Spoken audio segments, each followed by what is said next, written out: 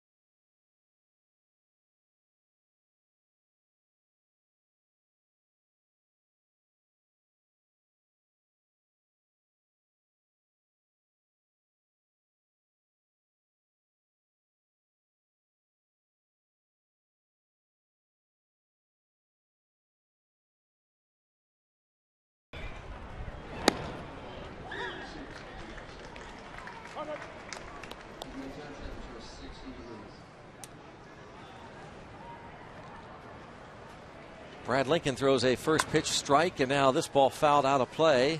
Jordan Schaefer at the plate. 60 degrees at game time.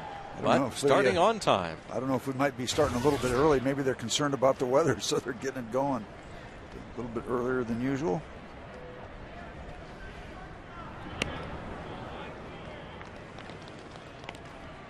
One ball, two strikes the count on Jordan Schaefer. Brad Lincoln, the Houston native, making his 9th appearance, his 5th start in the big leagues this season. And a tapper, rolled foul. Here is the Astros starting lineup. Jordan Schaefer, Jose Altuve follows, then J.B. Shuck will be in left field. Carlos Lee is the cleanup hitter. Brian Bogasevic in right, Jimmy Paredes the third baseman, Clint Barmas the veteran shortstop, Humberto Quintero behind the plate, Brett Myers on the mound.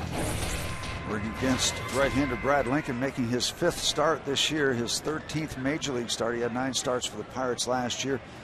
These last 3 starts have been very good for Brad, starting against the Brewers, the Cardinals, and the Dodgers coming into this game against the Astros, and strikes out Mr. Schaefer to start the evening's proceedings.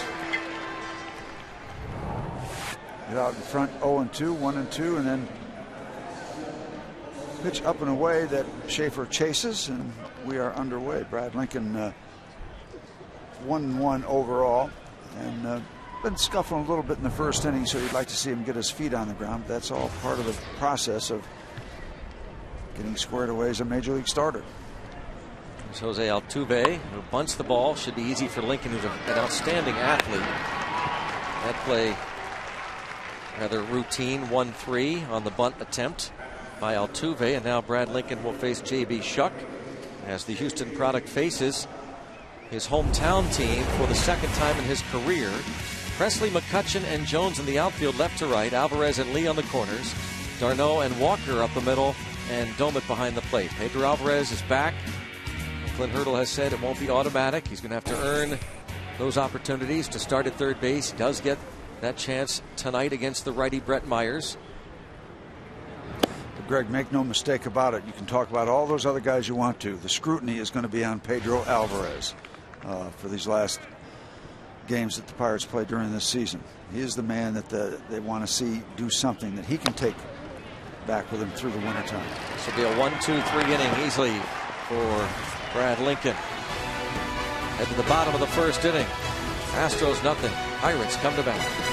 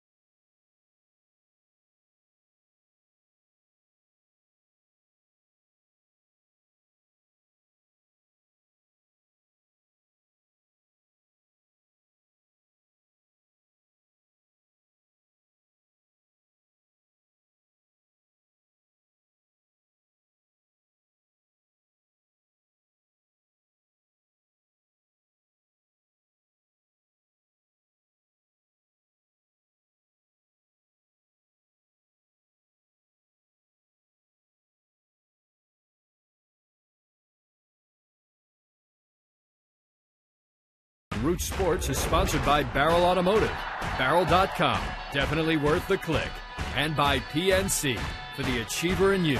Let's go, Bucks! Head to the bottom of the 1st inning here at PNC Park, and Alex Presley will lead things off against Brett Myers.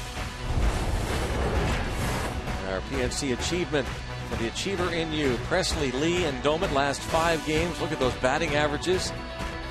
And against Houston, outstanding work from that trio in 2011. And that's in spite of 0 for 4 for Presley yesterday. Ball 1. Presley had 2 ground ball outs and a line out to first base yesterday, plus a strikeout. 1-1 on Presley. Pirates face the veteran Brett Myers. 29th start, just 16 decisions, 3-13, lifetime 6-6 against the Bucks. Been around a while. This is his 10th major league season, first round choice. Brett Myers back in the day for the Phillies as he works to Presley. Some good years with the Phils before coming over to the Houston Astros. He's won 90 major league games. What a season he had in 2010. Skipped his last start due to the impending birth of his 4th child, who was born last Thursday, so he worked out of the bullpen against the Pirates. And the Bucks were in Houston last week. What was it, last year he had 30-some consecutive starts with at least 6 innings? That's a phenomenal, think about it this day and age too. Yes, since 1920, just one of 5 big league pitchers to go 6 innings or more in his first 32 appearances the start of a season. Hit hard, but right at the second baseman. Altuve. Toyota starting lineup against Brett Myers. Presley is retired. Garrett Jones playing in right field for the injured Tabata. Andrew McCutchen, Derek Lee following him. Neil Walker is the second baseman. Then it's Ryan Doumit behind the plate. Pedro Alvarez bats 7th. Chase Darno at short. Brad Lincoln on the mound. Telling you about the tough win-loss numbers, but a lot of innings for Brett Myers. He has given up 30 ding-dongs. 30 home runs given up. Not his first year with home runs given up in the 30s. A couple other years earlier, 31 home runs. 30 home runs given up. Second in the National League to Bronson Arroyo, who's allowed 37, the Reds right-hander. Garrett Jones has hit 15 home runs this season.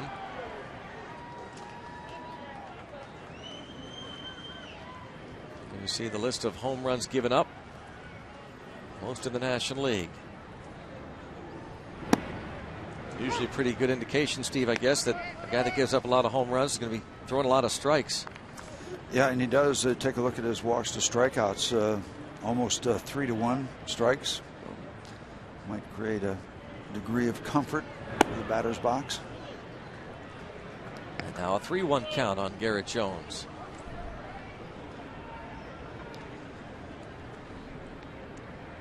"31-year-old Brett Myers, 6'4", 239 pounds, out of Jacksonville, Florida.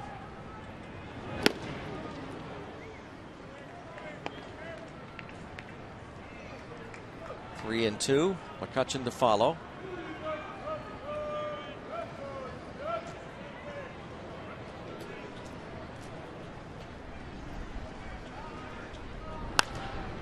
And it foul the other way. It'll go out of play. Well, Greg, we went from 95 degrees on Saturday to about, what, maybe 50 degrees, heading toward the upper 40s tonight, perhaps. How about it? Crazy. Yeah. They are prepared.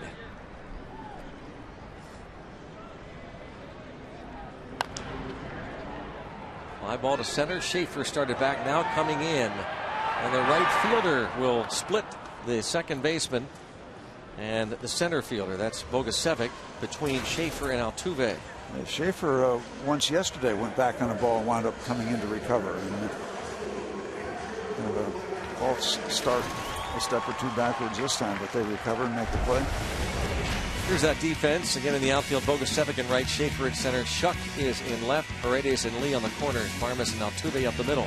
Quintero behind the plate.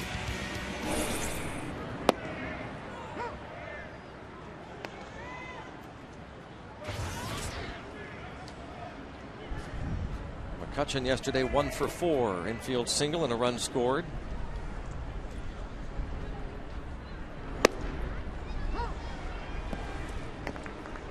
And 2.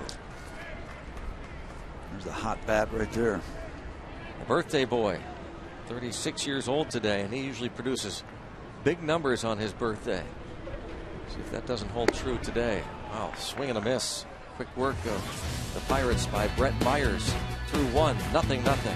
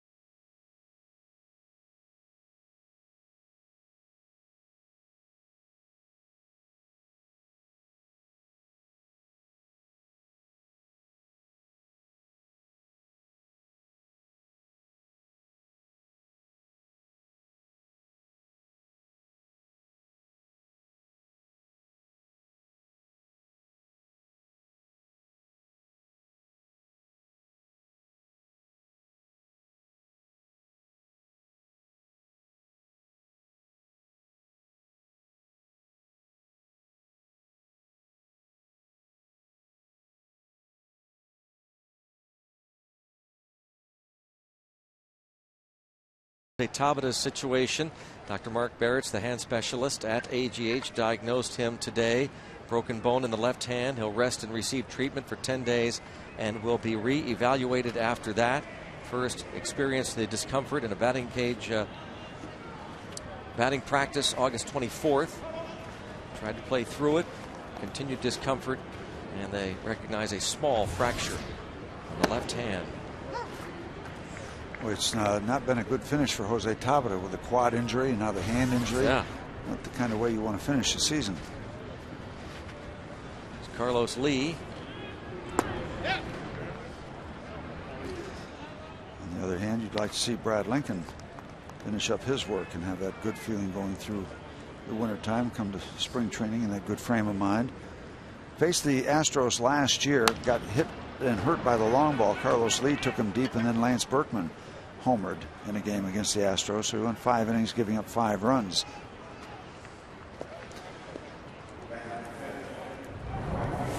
Strike zone presented by Range Resources. Lee gets the hands in, sends it the other way. He can hit. Been doing it for a lot of years.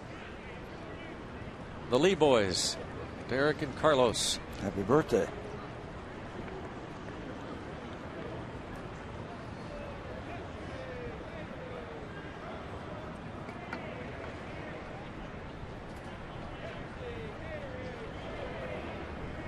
Brian Bogusevic at the plate.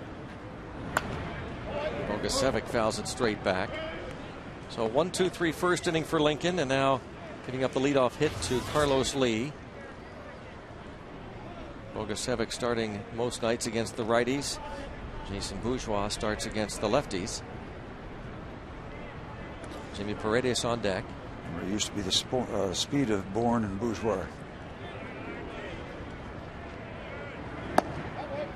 Michael Bourne now with Atlanta. 1 ball, 1 strike count on Bogusevic.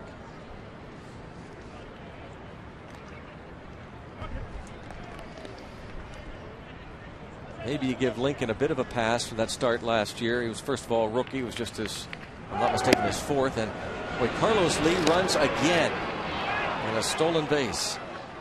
I don't know if that was a missed sign or delayed steal, but the crazy kind of start for Took Carlos. a while, didn't it? Everything. Yeah. Well, maybe not so much a delay as I thought, but kind of a running lead. Sliding lead. I say again because if you look at players around the league who don't or shouldn't run much, it's Carlos Lee maybe in the top of your list or close to it. That is his 7th attempt. He's been successful 4 times and a base hit. And there's an indication that he doesn't run very much because they hold him up at third base. No intention whatsoever from Dave Clark to send him. Of course, there's nobody out, so really no need to. All of a sudden, after a very tidy first inning, Brad Lincoln back-to-back hits to start the second.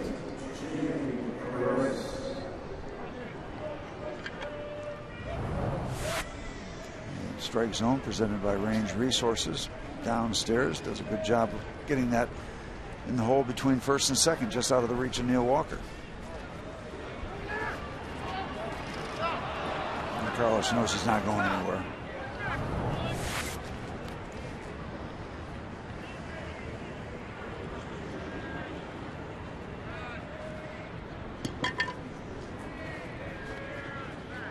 Oh man, I'll tell you, had he thrown over to first base, he might have gotten him. There's action. That doesn't happen for the first very time. often. Yeah, that play usually lulls you to sleep.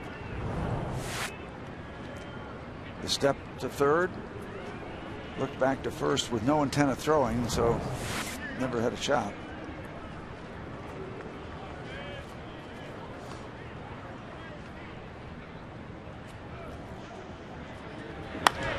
It's a double play ball. We'll take that deal.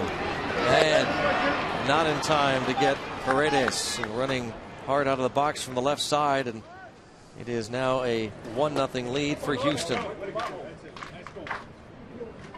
Lost my head. I said, we'll take that deal. If you can get 2, you make that deal.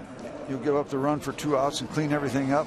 But if you don't get the double play, doesn't feel nearly as good. That's usually a double play. Just wasn't quick enough. Now 1-0 lead. Barmas at the plate. Clint Barmas hitting .243.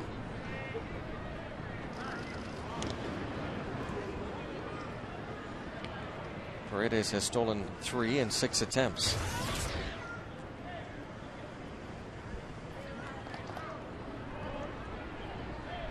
Barmas' average this year .243 against the league, just .224 against Pirates pitching.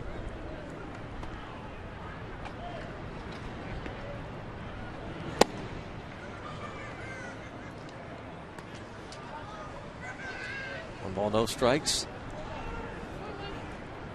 Looking down at Dave Clark. And make sure you know where he is, because he's always moving. You better lock into him. Well, very brisk first inning. You know, hit the wall here in the top of the second.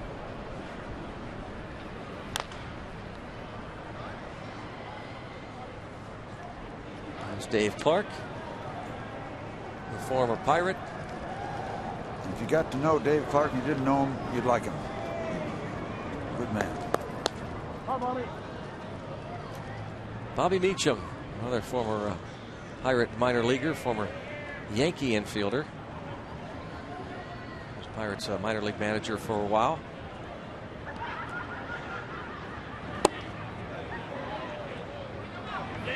Yes. 1-2 and the appeal to Ed Rapuano. Take a look at the strike zone. Just off the plate, but doesn't matter if they say he went around. In that 50-50 range, AGH cam.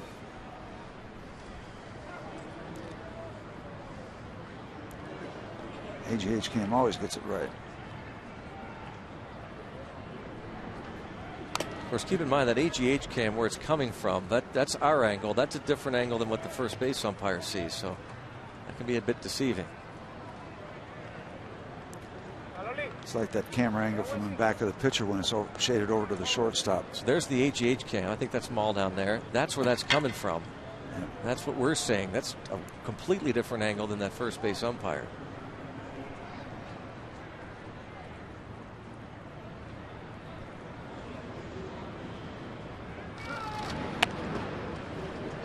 Trying to keep Paredes close. The rookie third baseman. Those 3 rookies. Martinez not in the lineup today, but we have seen enough of Altuve, J.D. Martinez, and Jimmy Paredes. Significant lead.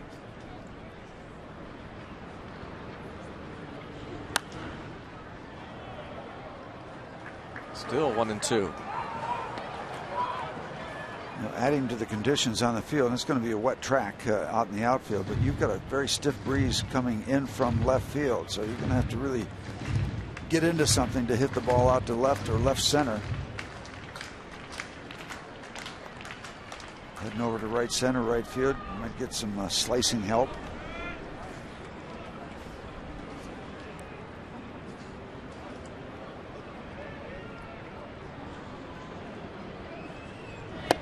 Got him. Struck him out. Number 2 for Brad.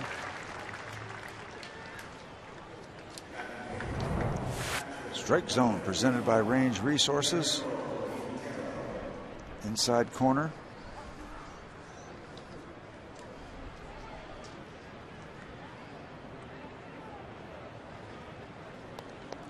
Barmas down on strikes.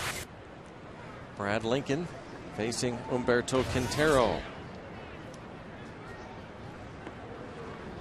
Quintero was 0 for 2 in yesterday's game.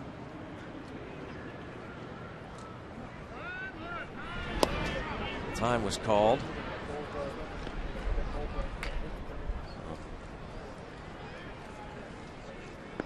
Pirates have won 10 of the 16 meetings so far this season against the Houston Astros, including 5 of the 7 games played here, and they'll finish up their season series against Houston tomorrow night.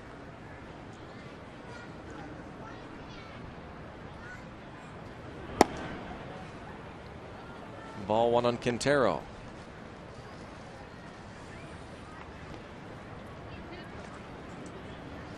Brad Lincoln, former first-round pick of the Pirates out of the University of Houston.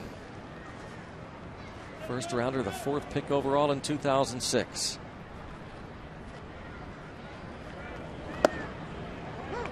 One and one. He made his major league debut in Houston, suffering the loss of his hometown team July the 6th.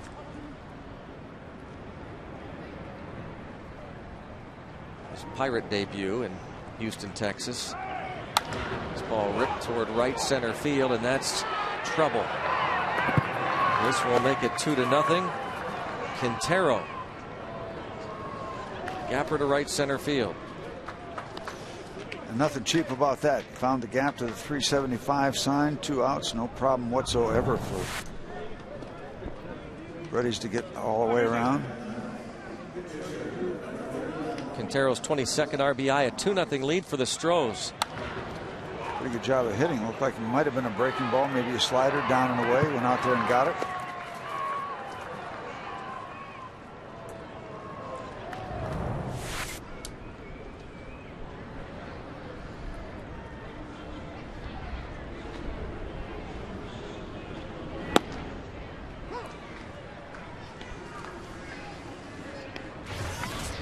Brett Myers can put the bat on the ball. 7 hits this year.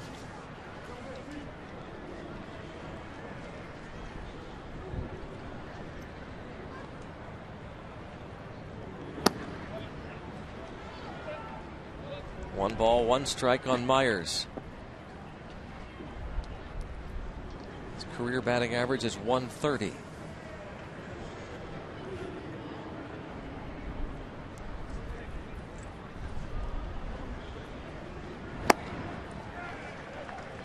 And a ball and 2 strikes.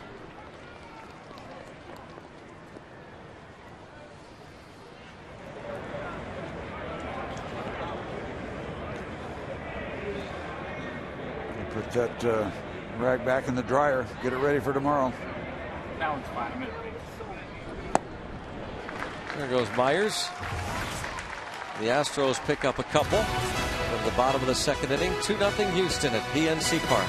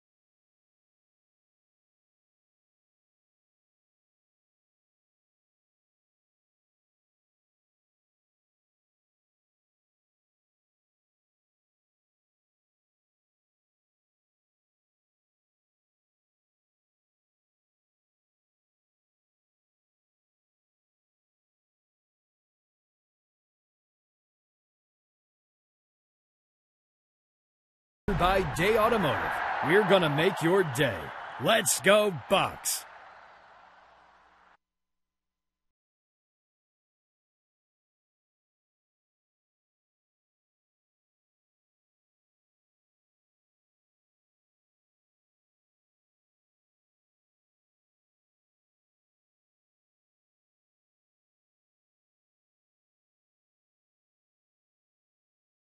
Sports is sponsored by Day Automotive. We're gonna make your day. Let's go Bucks. Check out our day key matchup. Our friends at Day Automotive. Derek Lee, career against Brett Myers, 17 for 38, 8 extra base hits, 5 RBIs. Since joining the Pirates, 400 batting average, 4 homers, 10 RBIs. We'll keep an eye on that key matchup of the day throughout the game. We're going to make your day. Here is his opposite field home run yesterday.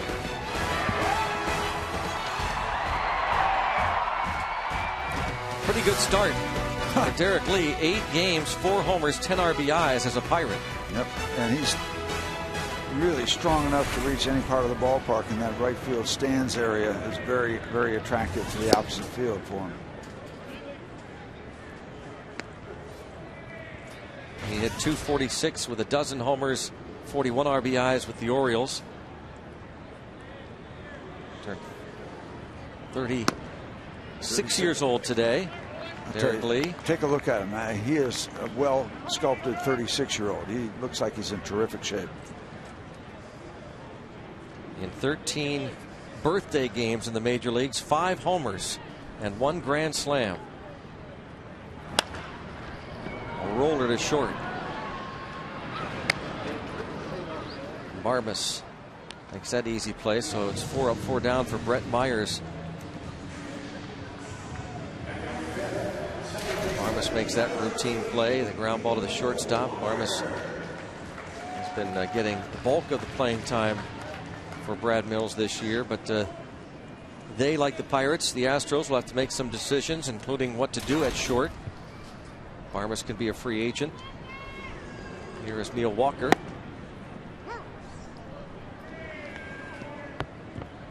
Walker hitting .371 against Houston Astros pitching this season, despite his 0 for 3 yesterday. The guy in the on-deck circle had the big day against the Houston Astros. Ryan Domit.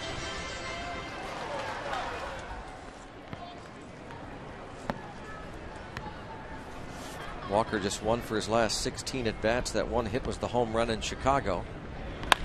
There's a line drive off the glove of the first baseman, Carlos Lee. Walker gets a base hit. Wins the race against Brett Myers, who I think thought Lee had the glove around the baseball. A little bit, perhaps, a late start over to cover first base. Watch Walker's reaction, too, on the line drive. He figures up just for a second. No. Both he and Myers both hesitated, so it became a race. Myers doesn't move too much. Neil hesitates coming out, but gets there in time.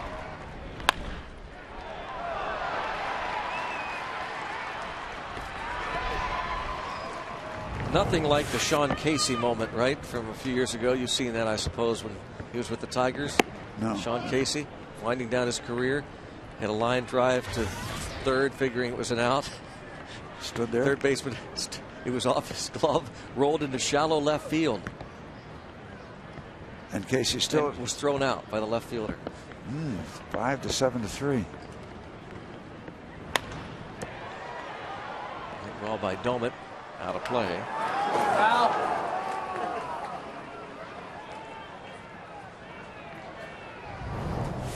Strike zone from Range Resources, and Ryan gets into it, but just a little bit out in front. He knows it right away. Quick turn.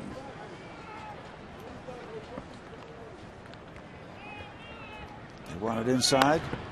They get it inside. If you want to pitch me inside, I can pull it even further. Okay. If you want to throw it slower now, I can pull it further than that.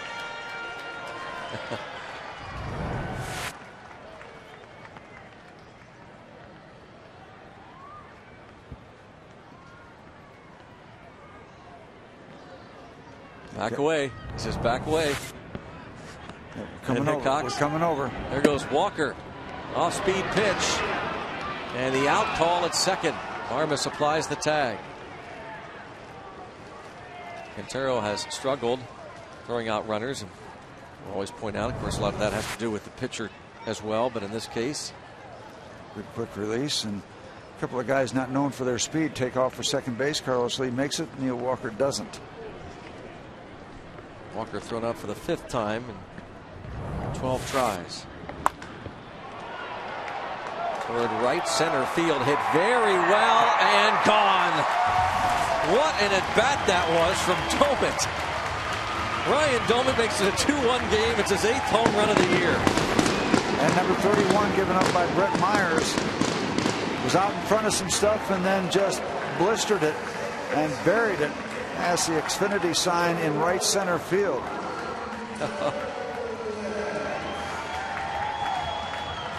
Ryan Doman, stay hot, Ryan. 3 for 4 yesterday.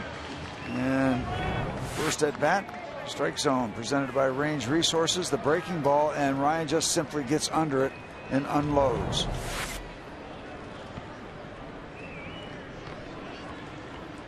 They stayed with the breaking ball as Pedro Alvarez comes to the plate. Doman's home run, number 8. And bounced weakly to second. Altuve throws out Alvarez. We have played 2 now. It's 2-1 Houston.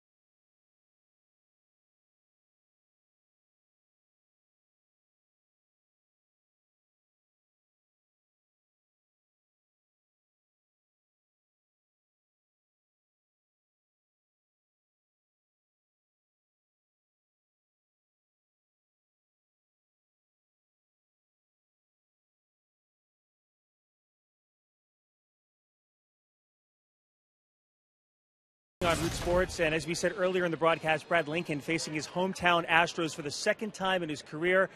And as you would imagine, facing his hometown team always brings up some pretty good childhood memories.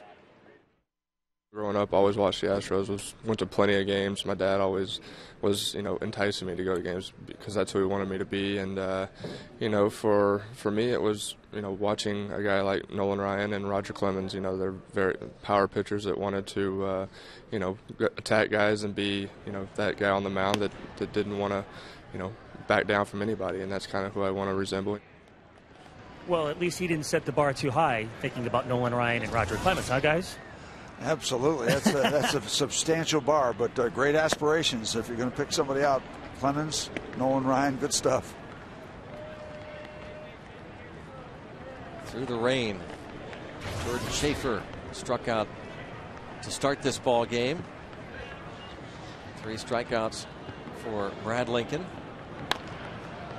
Ball bounces foul. We mentioned that this is Brad Lincoln's 5th start this season. His first one was when the Pirates were in need of an extra starter because of the doubleheader in Washington, D.C.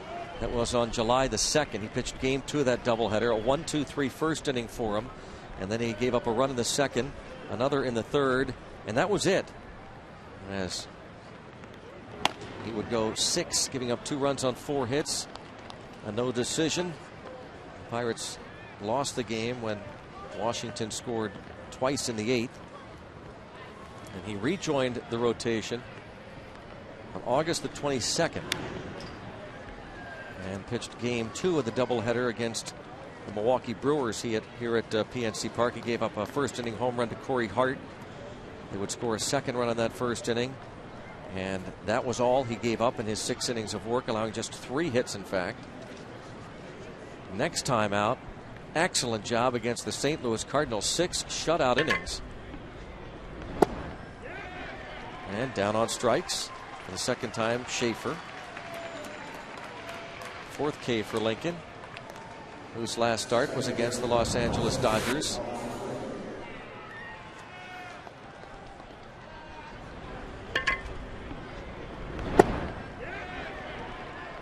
Good breaking ball down and in to pick up that 4th strikeout. His last start on Thursday. Here you see he gave up 3 runs in the 1st inning and then shut down LA the remaining 5 frames. Suffered a 6-4 loss to Los Angeles here at PNC Park. Still kind of getting the feel of things. What is this, career start number 14 for him in the big leagues? Yep. And, everybody's different. And you look for guys to finally believe they belong here. It comes at different times for different pitchers. Dan Potash was talking about his roots in Houston and Texas, and that July 6th start was the first time his family and friends could see him in person last year. His major league debut came against the Washington Nationals the day after Steven Strasburg made his big league debut. It's like getting caught up in the wash of a jet airplane, isn't it? Yeah. But Strasburg scheduled to start tonight, wasn't he? Weather permitting. And elbow permitting. Yeah. He is through 2 innings now. 17 strikeouts. Whoa. Well, that reaction. Hello. Brad Lincoln. Look at the bat. Wow.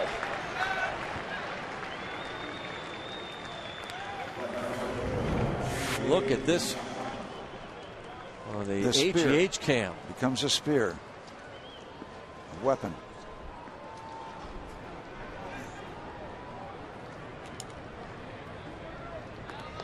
Watch how it gets into the ground right about there. that can do some damage, and someday it's going to happen. They have not resolved that maple bat situation.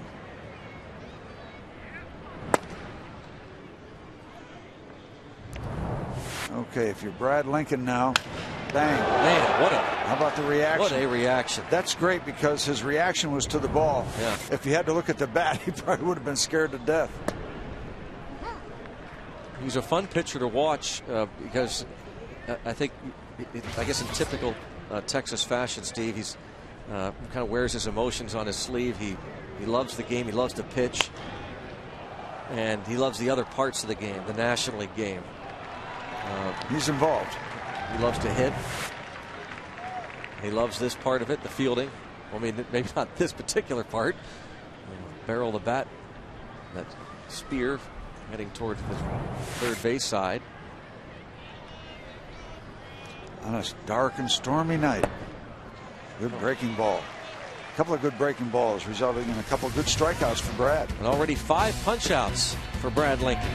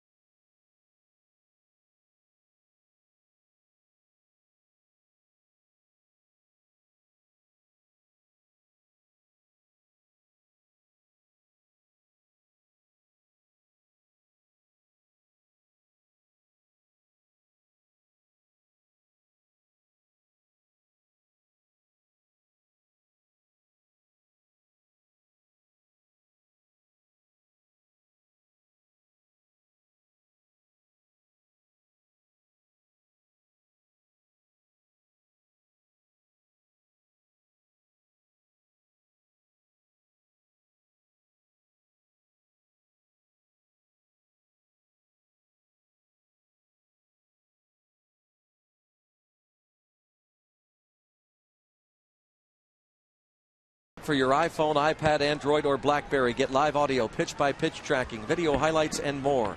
Text at bat to 31826 or visit pirates.com for details.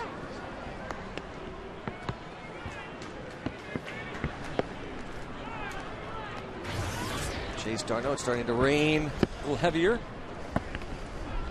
And cold. It is chilly. Nice. At least it's cold, too. Yeah.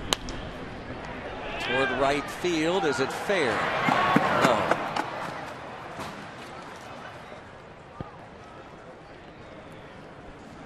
Oh, 0-2 on d'Arnaud. At least it's not windy, Steve. Look at the flags. At least it's not chilly. And the traffic's not bad. Look at d'Arnaud. Fun night to pitch. Hitters hate it more than the pitchers hate it. So you always feel like you have a little edge if you can get in on the hands of some of these batters, which Mr. Hurdle has been advocating.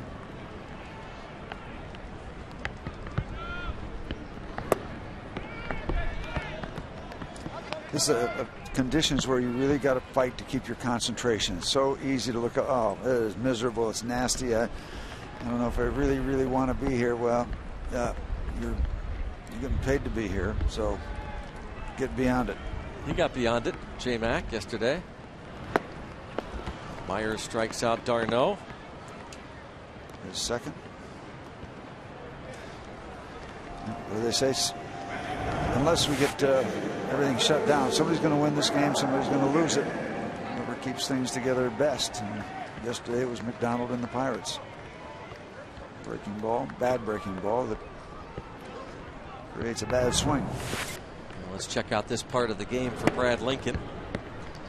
As he fights these conditions both on the mound and here at the plate. 1 for 7 this season with an RBI double. 7 for 22 at the start of his career, a .318 batting average.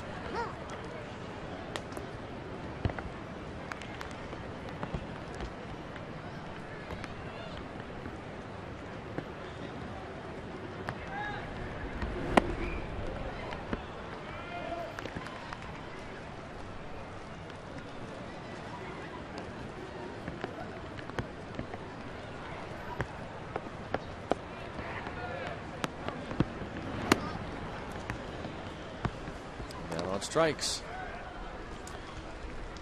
Brett Myers not fooling around with too many fastballs to Brad Lincoln. Goes to the breaking ball, and we are not too far away from having the crew chief Ed Rapiano shut this down, because the rain and the cold. It's the combination. Yesterday we had the rain. It was cool, but it wasn't raw like this. This is nasty.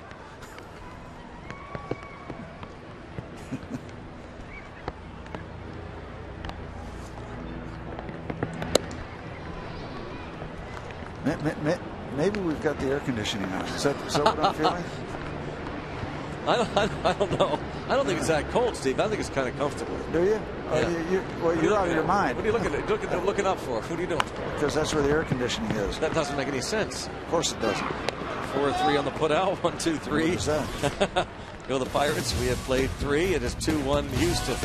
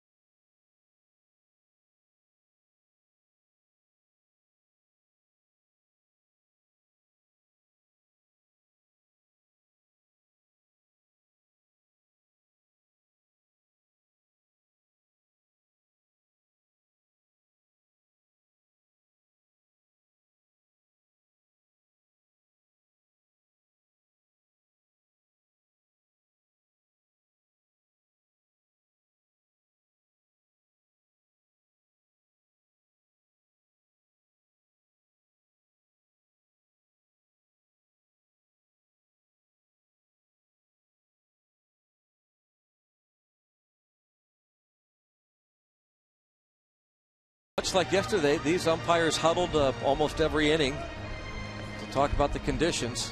The priority is the pitching mound. That's the focal point. They'll do a lot of different things with the infield and scatter that stuff around, but if a pitcher starts sliding around it, and if a pitcher requests and mentions to the chief, the crew chief, that he is slipping and doesn't feel secure in the mound, they'll shut it down. They'll cover the field.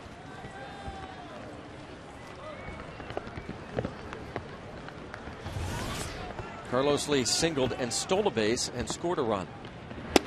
His first time up.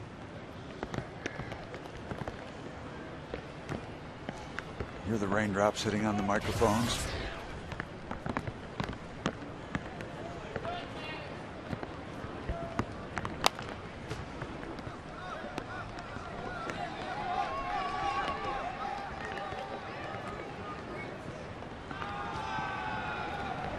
Ball to strike on Carlos Lee, leading off for the Astros in the fourth.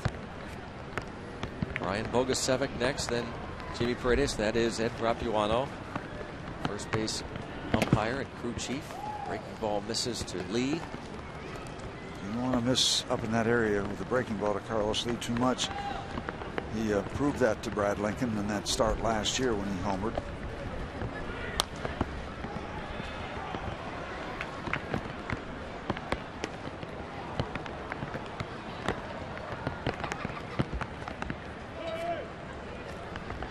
Two and two.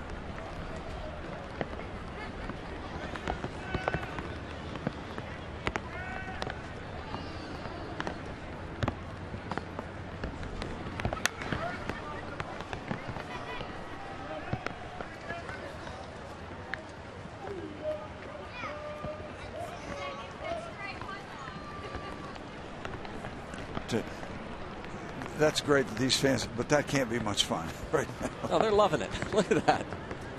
Yeah. Another broken bat, backhanded at third by Alvarez. Carlos Lee grounds out to third.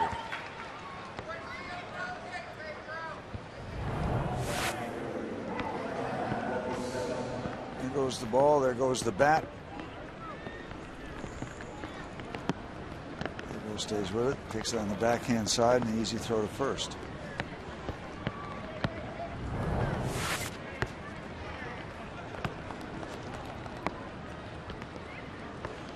Brian Bogusevic at the plate now.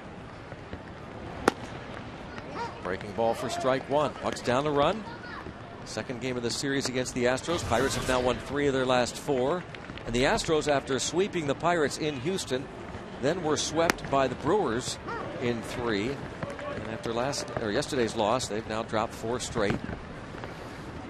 You wonder, Greg, if there's any thought, and not being critical at all, of the umpires realize, okay, we're in the 4th inning. If we get 5 in, this is an official game. I mean, I don't know. I don't think it goes through their mind, but as fans and observers, you can't help but think about it a little bit. You get 5 in, it's official. But the first priority, of course, is safety of the players. I think what's interesting about this, Steve, had this series been taken place, these conditions taken place when the Astros were in the first time, I don't know that we would have played an inning yet. But because they're in for the last time. Yep, last visit. 3 games to play. A common off day on Thursday. Which still is in the mix, isn't it? Because of tonight and tomorrow. Yeah, Astros head to Washington for a series that begins Friday. Look out. 1-2 on Bogusevic.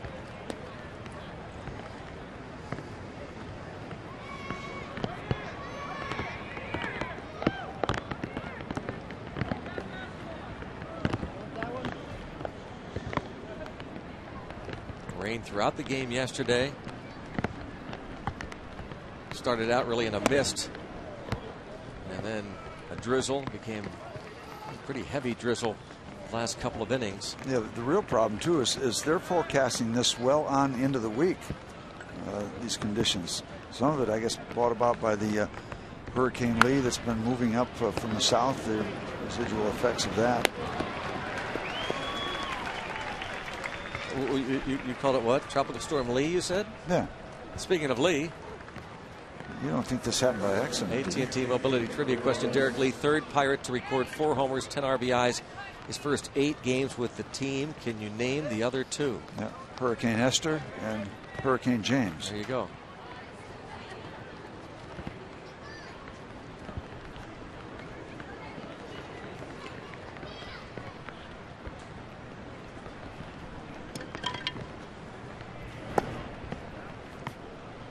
Any guesses, by the way?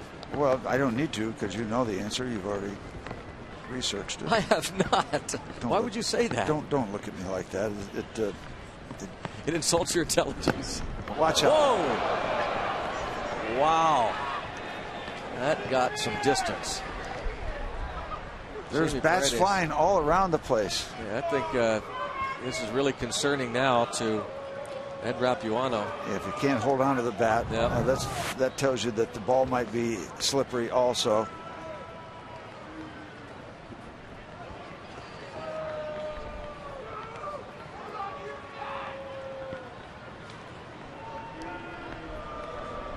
He had one of those thumb protectors on that also took off along with the bat.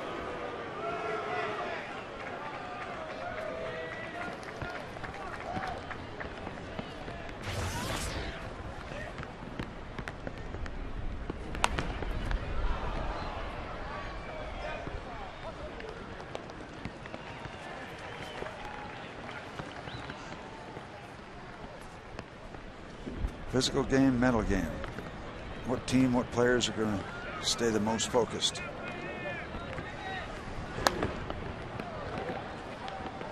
Stays 1 ball and 2 strikes on Paredes. Astros scoring twice in the second. Oh, wow. What work Manny Lopez and his boys have done, the grounds crew, all year. But this is when they really earn their money, right? Yesterday and today, all the work that is put in. And they're looking down the barrel at more tomorrow. Yeah. Our guys have to endure it as well. Yep. They love it. Tip of the cap. Tip of the cap, fellas.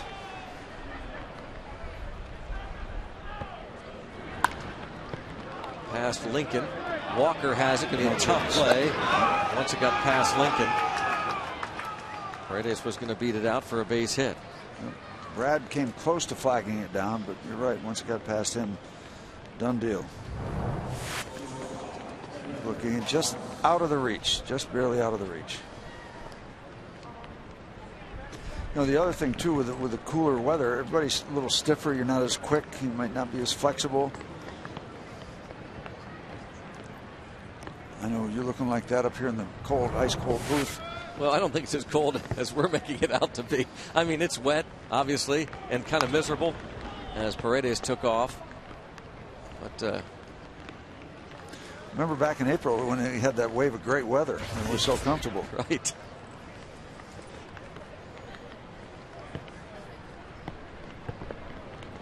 All right, last word about the weather, okay? Thank you.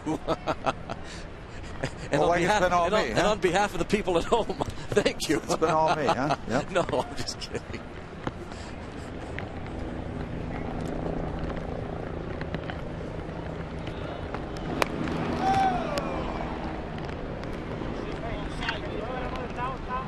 I figure if Paredes took off before, he'll take off again.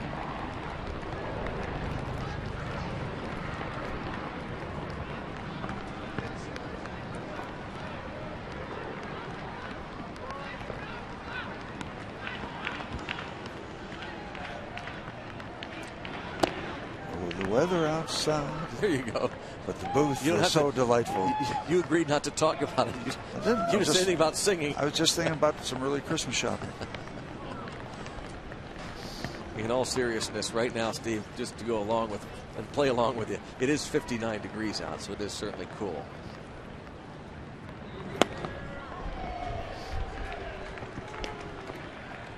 One and two the count. The veteran Clint Barmas has Brad Lincoln looks for perhaps his 6th strikeout.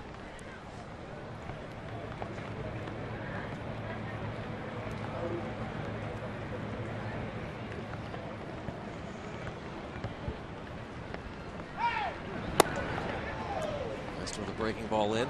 What does this do in terms of the pitches that you have available? Does it make you want to throw more fastballs? Yeah, probably because you're trying to spin a breaking ball, so you're probably going around the ball, maybe finding some spots on the baseball that are a little slicker, a little wetter.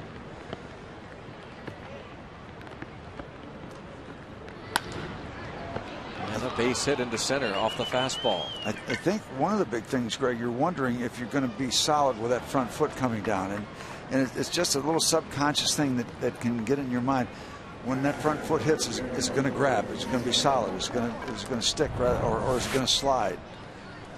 Oh, this is a great shot here. Well said. Look at this. The mud on the bottom of the shoe. So far, yep, solid.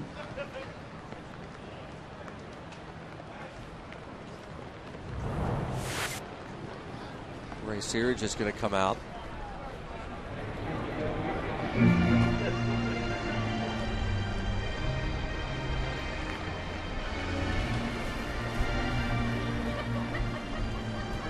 We're going to some soothing music. Our DQ fan poll question of the game.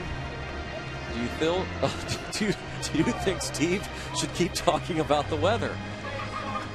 Yes. No limit on votes. Standard text rates apply. Text 1 for yes, 2 for no. 412-412. What do you think? Are you still interested in the weather? Text your answer to 412-412. Everyone who participates, including you, Steve, has a chance to win a DQ cake that is so good it's ridiculous. Message and data rates may apply. Well, the booth temperature is 57. The booth wind chill is 38, and the booth winds are 15 to 20 miles an hour out of the south. So text us your vote. Wow, and the runner at second, Paredes, had gone almost halfway to third and then slipped a bit. Was it Paredes who made the base running mistake yesterday? Yes. Out at second base, he got caught up. See that little slip there?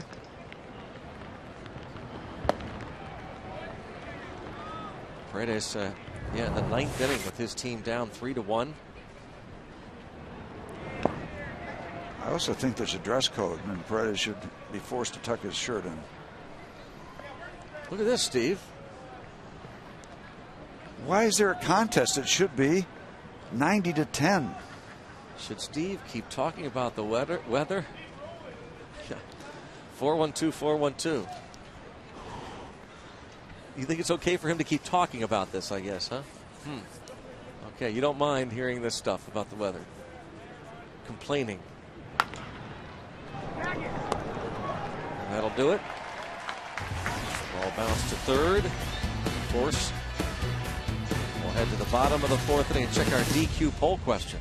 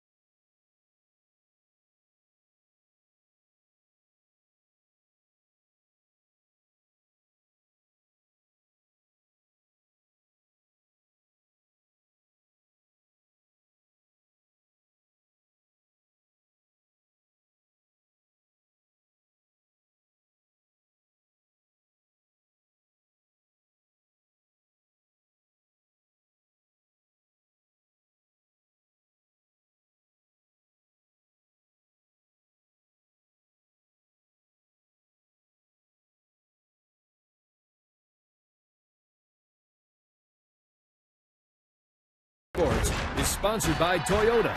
Buy right the first time and save more. Visit your local Toyota dealer for details. And by AT&T. Let's go Bucks!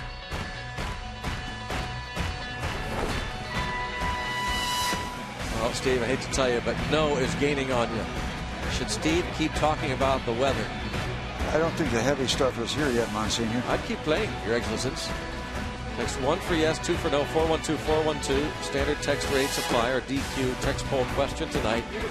Do you want Steve to continue talking about the weather conditions here at PNC? You know, I'm sure I'm going to get the vote, but I'll tell you one thing. I am a big fan of the DQ. No. Big, large fan. You're such a big fan, it's ridiculous. It is ridiculous. Hit it hard over the weekend when it was 95 degrees. Nice. Remember last year when it was 95? 2 days ago, 3 days ago? And I think you and I will hit our DQs along the way home, as a matter of fact. Doesn't matter the weather conditions, we'll DQ it all the way home. You like that DQ blizzard, don't you? I do. Yeah. Personal favorite? No. Oh. Vanilla milkshake, the monster. The big one.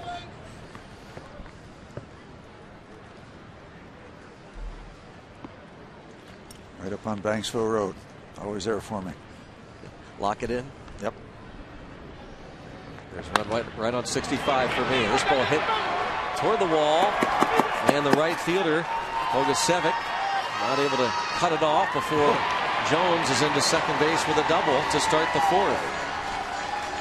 Right down into the corner. I didn't know if Bogusevic was going to have decent traction because it's starting to puddle out there. I have to talk about that part. And Garrett Jones finding a slow track to get just barely into second base. As Bogusevic is picking up the ball. If he doesn't get as much air under that throw, if it's a little flatter on the throw, they've got a chance to get him. But it's a leadoff double for Garrett. Right fielder for the Astros did a good job of getting down in there, keeping his feet under him and making the play. McCutcheon shows bunt. Barrel Automotive League leaders. Doubles since August the 1st. The Pirates have the most in the league. One up on Houston. Barrel Automotive definitely worth the click. Pirates had a pair of doubles yesterday. One up on Houston in that category. We're almost in range to have a script like we had yesterday when we had all the threatening situations weather-wise, and the Pirates got the lead in and around the 4th or 5th inning, so it was an official game with a Pirate lead, and you hope to do the thing the same way just in case.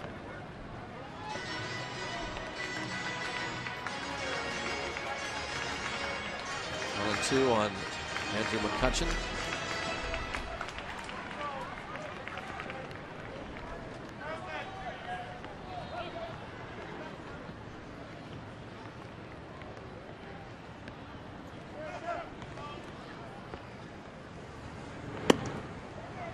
Breaking pitch from Myers misses.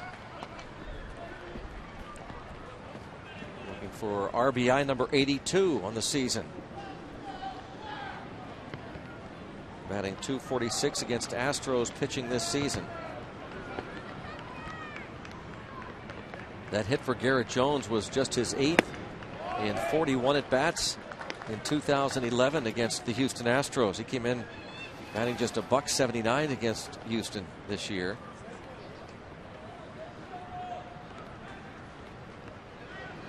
Getting the start in right field. Again, Jose Tabata going to be shut down for at least 10 days.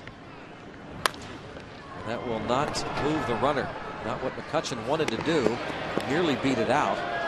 Paredes making the play. Back to our trivia question.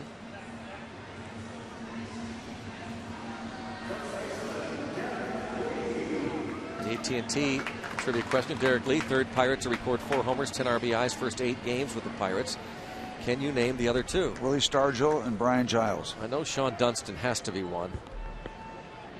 And Reggie Sanders the other. 2003. A little more recent. Dunston had the 2 home runs in the first game he played. Yep. 0-1 count on Derek Lee.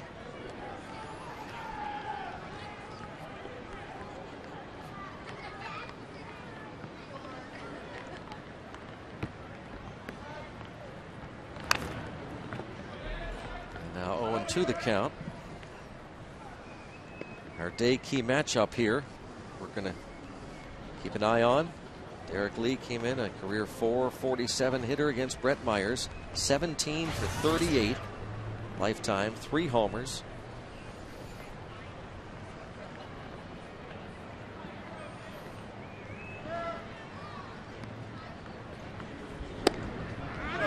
Wow, Derek Lee did not agree with that one. Way in, he says. According to Ed Hickox, picked up the inside corner, strike zone, saying that Derek Lee had a legitimate beef.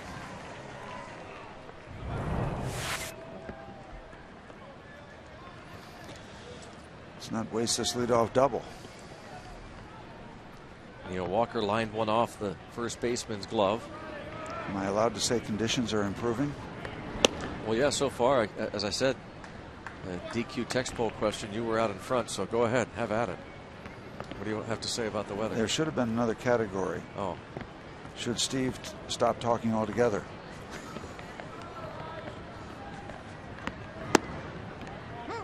Strike. 1-1.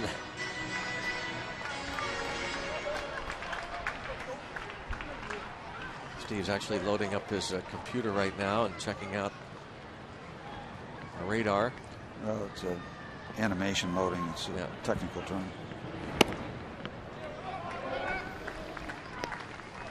2-1 count on Walker. Domit on deck. Domit homered in the second. I can spike you or something, can I, in the Skype? Oh, is that what it is? Oh.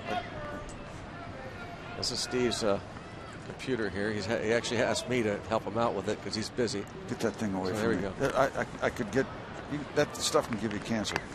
Do you want to tell us what's happening at all, or no? Yeah, it's 2-1. We're trying not to waste this double. Oh, okay. I think, yeah. Why are you looking at the weather? We got a baseball game going on here. So, just because you want Steve to talk about the weather doesn't mean he will. This ball dribbled out in front of the mound, and Myers is going to make the play. A leadoff double is wasted. Jones is stranded. Still 2-1.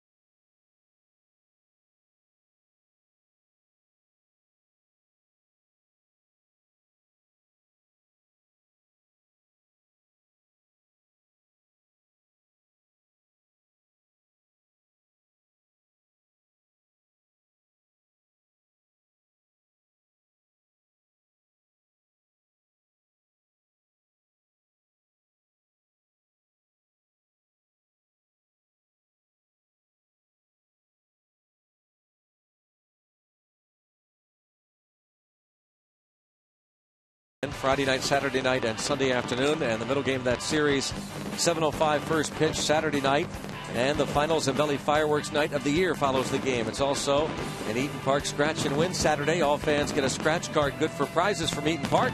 For tickets, visit Pirates.com. The final Zambelli Fireworks Night of the season, following the 7:05 game this Saturday night.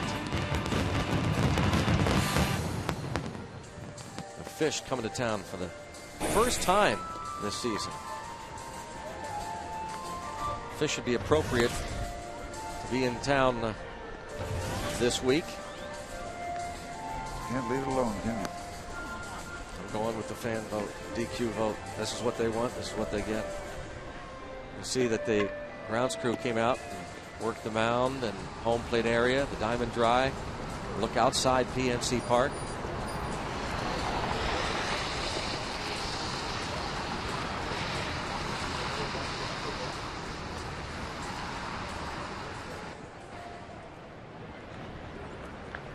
Coffee in order. Not a bad idea. Coffee, hot chocolate. Brett Myers leading things off. He's been through these kind of games, been around the big leagues. This will be his 10th major league season when the dust settles. 2-0. Struck out in the second.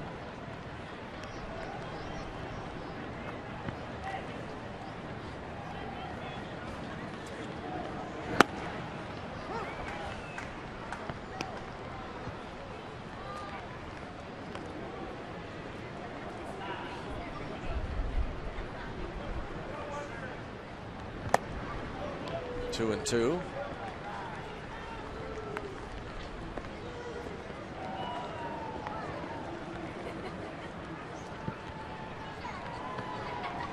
Myers, Schaefer, Altuve against Brad Lincoln, who gave up 2 runs in the second inning, and he strikes out his mound opponent for the second time. Number 6. 1 up, 1 down to start this 5th inning for Brad Lincoln. That 6 strikeout performance matches his career high, his early big league career. Struck out 6 Cubbies June 30th at Wrigley Field last year. Brad Lincoln, who had to miss an entire season after undergoing Tommy John surgery after less than a full professional season. Yes, Jordan Schaefer went, according to Ed Hickox. You're going to get rung up on this when you've struck out the first 2 times. You don't have really much to argue about. Tries not to break the wrist, but the bat does come all the way around. And now he's in the hole 0-2.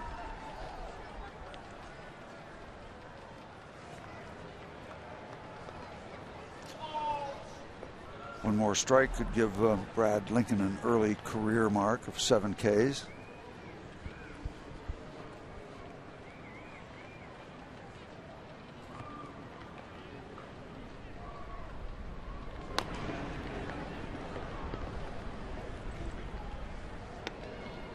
Last year, Lincoln with 9 starts, 11 appearances. And that June 30th game at Wrigley, striking out 6 batters.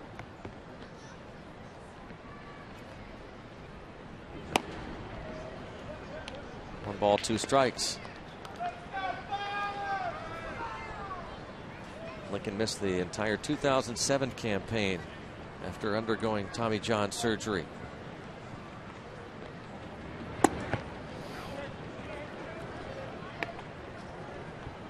Now a 2-2 count.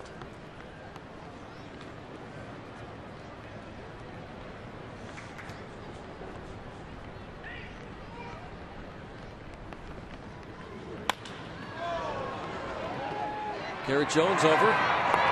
Nice play. Retires Jordan Schaefer. 2 up and 2 down to start the 5th. And Lincoln now faces Jose Altuve.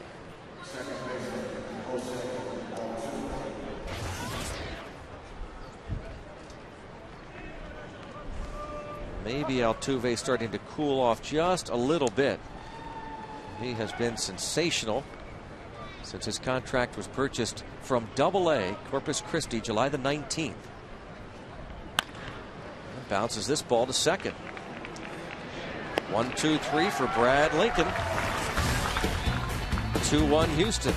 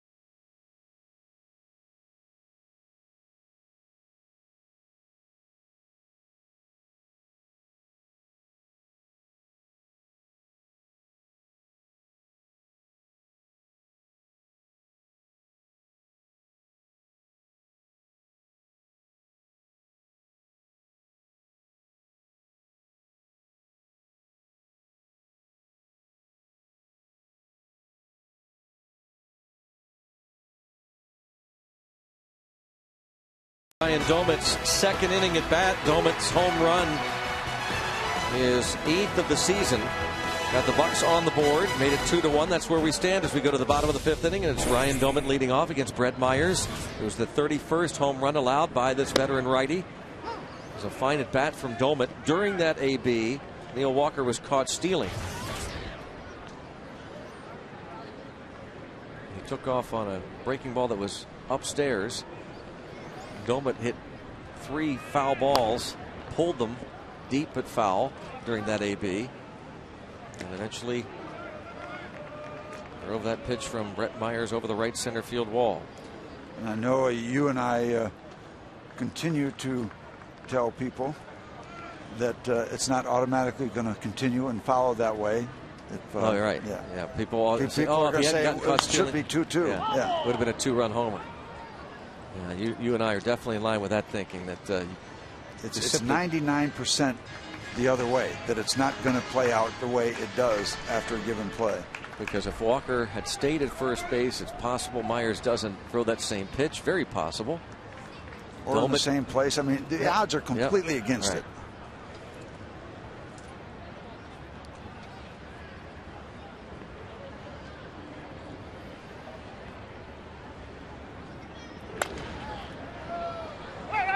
Shortstop Barmas coming in and throws out Domit.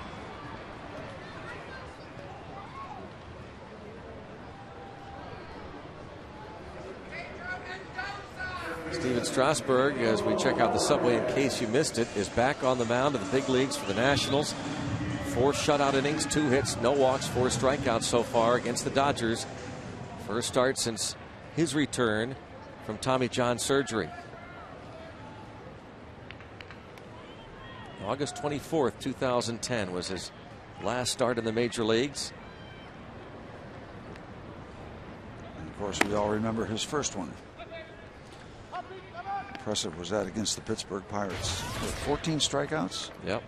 7 innings.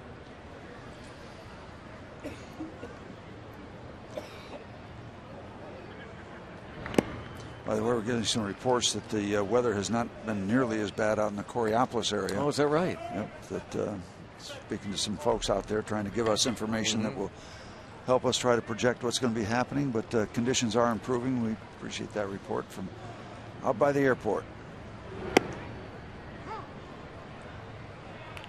Coraopolis. Paul Meyer lives out that way, doesn't he? Yeah, and they were going to put this ballpark out there. They decided at the last minute to relocate it and build it here. They were thinking seriously about putting it out there for about 30 seconds. Line drive to right field, right to Bogusevic. Well, Alvarez has grounded out and lined out to right. We will continue this text poll question. Steve, you're losing ground. No, we're stretching. We're stretching out. Keep talking about the weather. Yes. 61. It was 50%. Now right. 62. 412-412. 1 for yes, 2 for no. The DQ text poll question. We want Steve to keep talking about the weather throughout the game tonight. We enjoy hearing these updates from Steve. Appreciate all 7 votes. Thank you.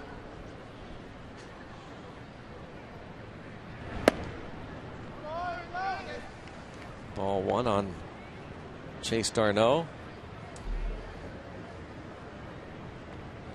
I'd like to get a vote. Well, too late now for George Carlin. Remember, he used to be the hippy-dippy weatherman? Yep. With the hippy-dippy weather. Yep. Man. Roller to second. And the Pirates go down 1-2-3. On to the 6th. 2-1 Houston.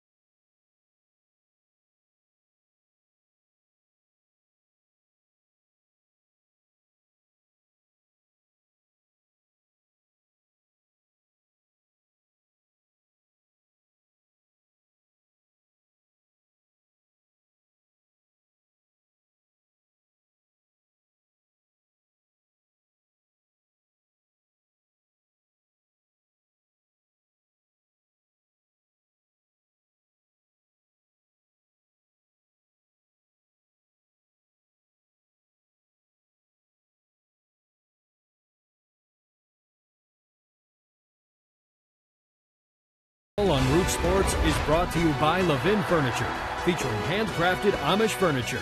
Let's go Bucks! It is a 2-1 lead for Houston as we go to the 6th inning.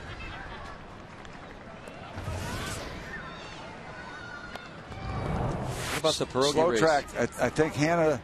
Well, no. I think. I think Oliver's a mutter. He's having some trouble. Oh, very sluggish.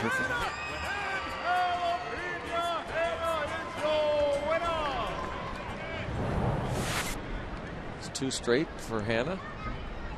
Maybe Hannah's a mutter.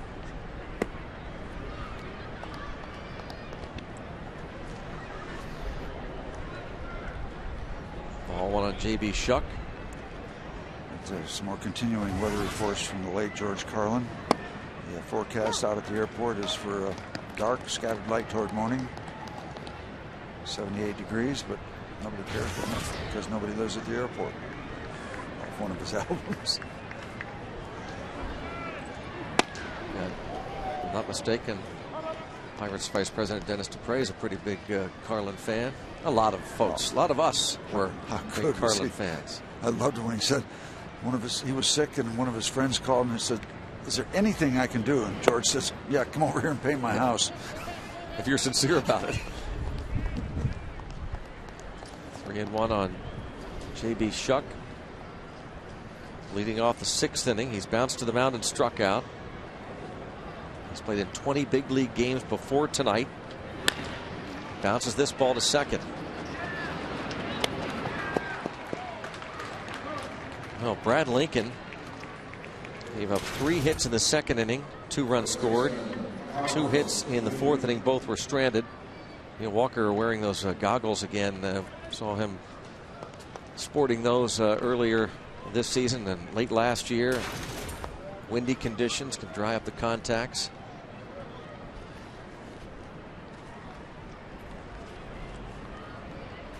I'm supposed to stay away from the weather. That's your thing. Sorry. Yeah. I apologize. Carlos Lee takes a pitch in the dirt. Chris Resop starts to loosen in the Bucko bullpen. Pitcher spot is due up first in the bottom of this 6th inning.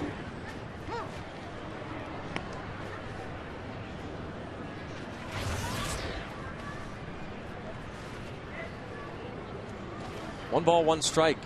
90 pitches thrown now by Brad Lincoln. That's the 91st. And it's 1-2. He has struck out 6. Given up a total of 5 hits. Scheduled to lead off the bottom of the 6th. Activity in the bullpen. And should he get this done? 4th straight start of going exactly 6 innings. Once again considered a quality start. Well, this would be, I guess, in our books, you and I, 2 runs.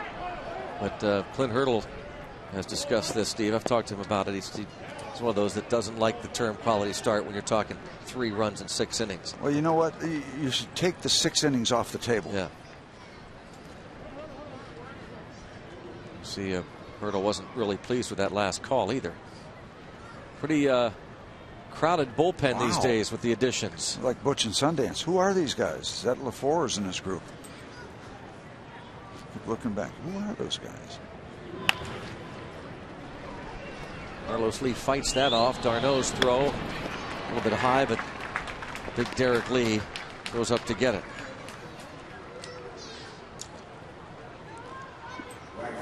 Here is a look now at the Pirates bullpen as it stands with the additions. Grilly, Hanrahan, now Jared Hughes joined the Pirates today. Evan Meek returns. Chris LaRue has been up and down this season. Daniel McCutcheon, Chris Resop, Jose Veras, Daniel Moscas, and Tony Watson from the left side as Moscas comes back to the club. Jeff Locke, the lefty. Aaron Thompson, the lefty, figure to get at least a start or 2 the rest of the way. Clint Hurdle and Ray Searage will look for opportunities to give both men a start or 2. Tell you, probably got to take a number to get a sandwich after the game. Post-game spread. Pick a number and wait your turn.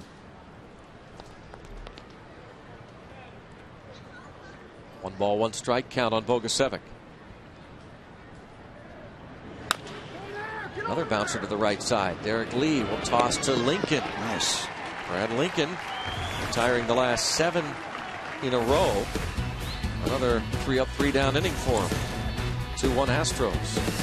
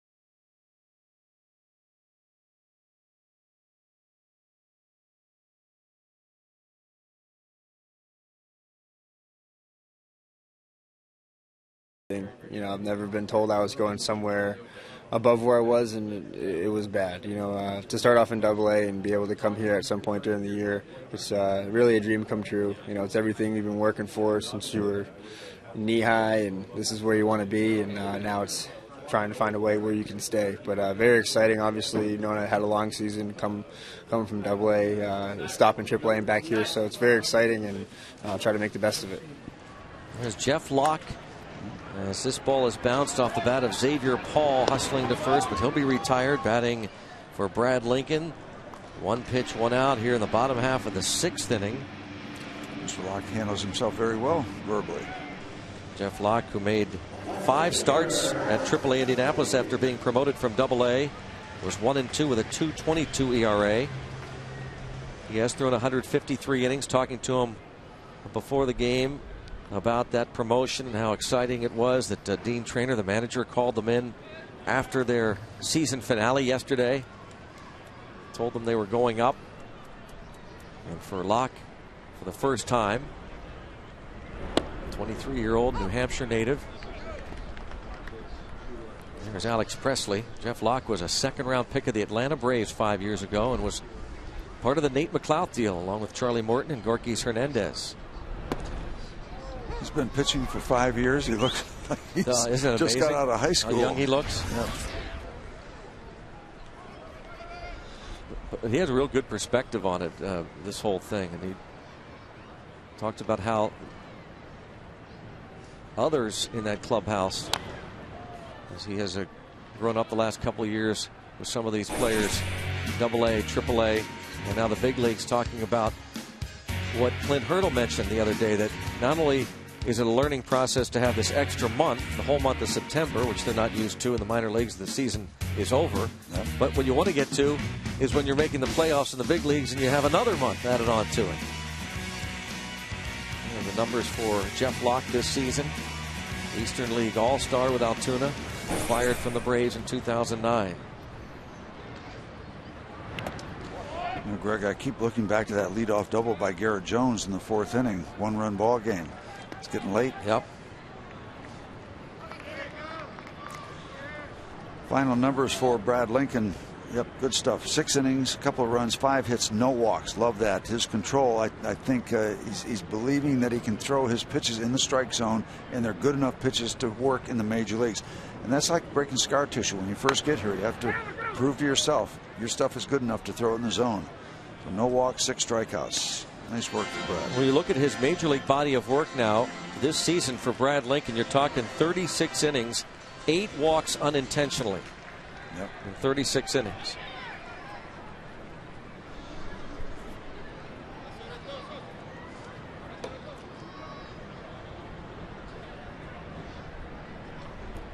One and 2 on Presley. He's grounded out twice to second. Lays off. Tough pitch, 2-2.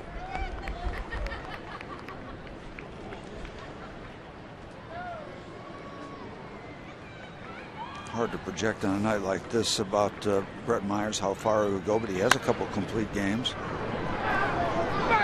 Paredes goes on to get Presley. What you said, I mean, Brett Myers has been there before. Grizzled veteran. Yeah, he hasn't labored. He's just thrown, what, 71 pitches here in the 6th inning, so that's not a bunch. There it is, 72 pitches.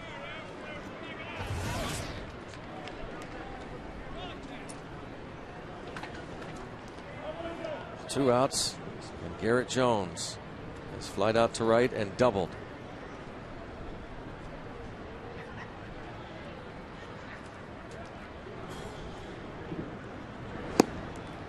And a strike.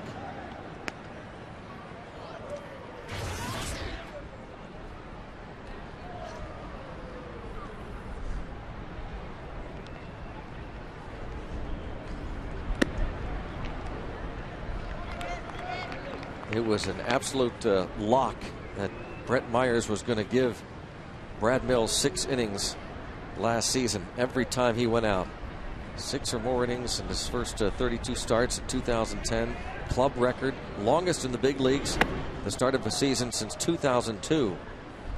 Kurt Schilling went 6 or more his first 35 starts.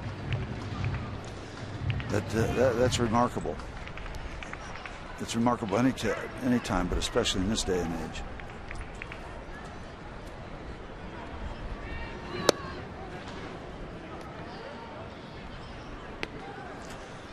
Do I have it right? No free passes have been issued in this ball game? Yes, that's correct. Career-long 7-game losing streak for Brett Myers over his last 11 starts, and down on strikes goes Garrett Jones. 5th strikeout for Myers. Bucks down 1.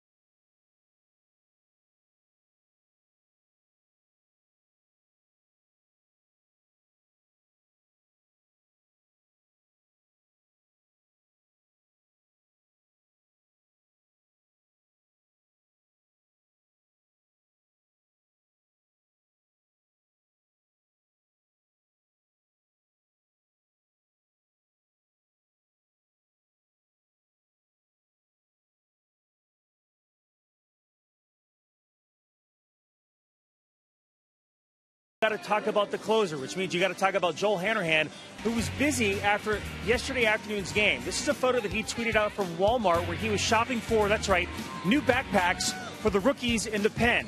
And so the rookies had, well, let's see, Barbie, Hello Kitty, Dora the Explorer, all in fashionable pink, by the way, and marched out to the bullpen. Yes, it's good to be in the big leagues, but sometimes there's a price that comes with it, right, Steve? Wow. Well, I wonder what are in those backpacks. Oh, you know, snacks. Snacks for the bullpen. Wow. I mean, that's a lot of snacks. I mean, they've got a full kitchen in that clubhouse. Come on. They eat before the game, after the game. They need snacks in the bullpen. Hey, whatever works. Whatever works. Well, you got it. There they are. There are the backpacks there in the back bench. Coffee there, Steve. Just like when you played, right? Yeah, right. Right. We got the wish sandwich. 2 pieces of bread and wish you had some meat. Chris Reese off ball 1. How about Hanrahan, though? He's got the Steeler foam finger out there. He's pointing. Oh, he is something. He is a character. Yeah, the cashier's got to be wondering what that's all about. Walmart.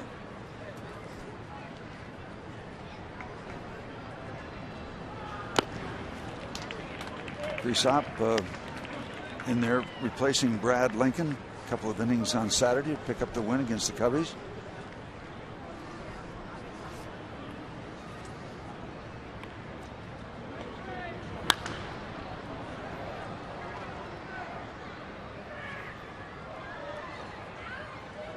Hey guys, real quickly, Joel Hanrahan had a little help last night. You can see that he's actually on the cell phone. He's talking to Grilly and telling him what he's going to buy. So Grilly's there snapping the shot? Yeah, so like, 2 Barbies, a Dora Explorer, and a Hello Kitty. Yeah, okay, good, fine. Call it a deal. Oh my gosh, that's classic. You got to have help with that. Well, yeah, you get multiple opinions, and it helps.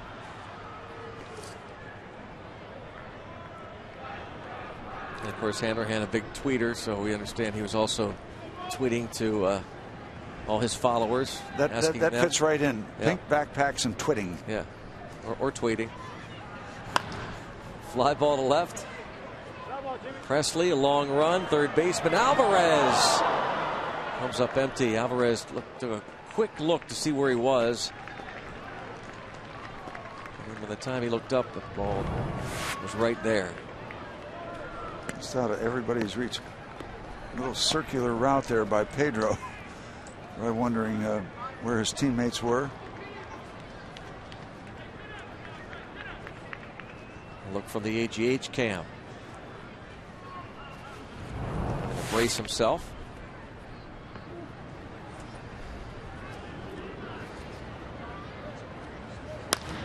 Paredes lines it into right.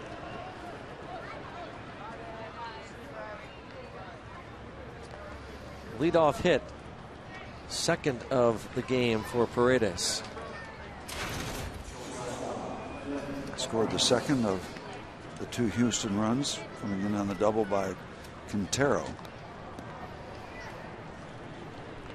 Another one of these impressive rookies. He was recalled from Double-A August the 1st. We talked about Altuve's season in the minor leagues. He too called up from Double-A. Got to think he wants to run. He's got a fair lead right now. It's going to be extended. Art's very much aware of that possibility.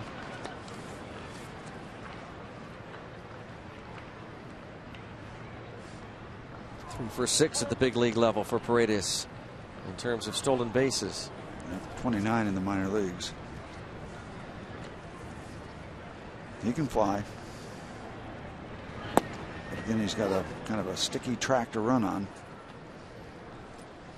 Strike one. Barmes was showing bunt. Paredes, just 22 years old, the Dominican native, acquired from the Yankees along with Mark Melanson for Lance Berkman last summer.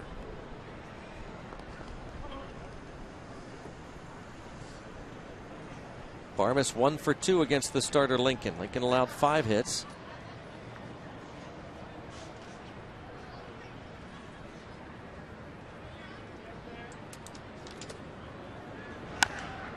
And a ground single just past d'Arnaud, and it's first and second with nobody out.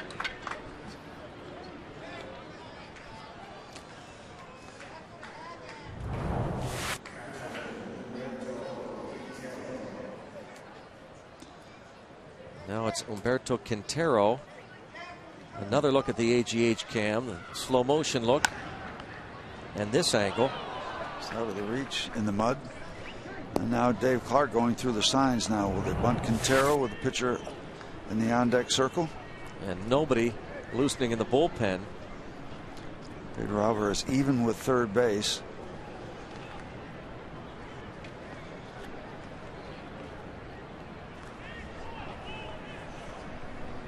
Pirates don't think he's going to be bunting here. Nope. No, Pedro all the way back at third.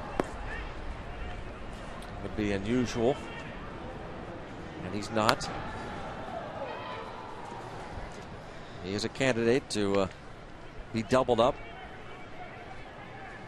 Especially on a slow track. He's a candidate to be struck out. Rhysop is that kind of pitcher. He has hit into 9 double plays this season, which is tied for second on the club behind Brett Wallace, who bounced into 11 double plays. Quintero, an RBI double his first time up. Double to right center. Last time up he bounced to third. And you wonder if it's going through anybody's mind that that double was hit on a good breaking ball down and away. Now Rhysop is out in front 0-2.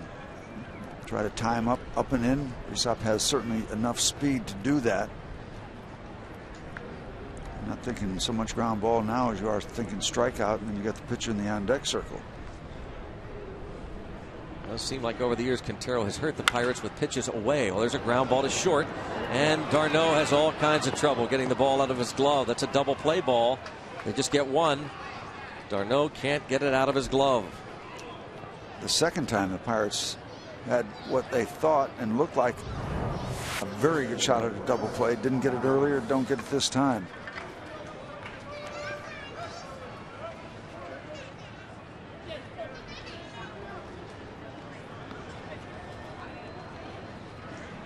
To settle for the one. Now Dave Clark going into conference with Paredes at third base. 1-out situation. See if we can get Meyer to hit a ground ball. To believe that Myers might be trying to bunt that runner to second. We'll see. Boy, the Pirates don't believe it. No, they don't. Alvarez way back. I think Myers is swinging away. Now creeping in. And the runner breaks for the plate. And what a play by Doman! Nicely done by Rhysop as well to get the ball to him. Wow. The shovel toss by Rhysop, and Ryan Doman had to reach out in the path of the runner.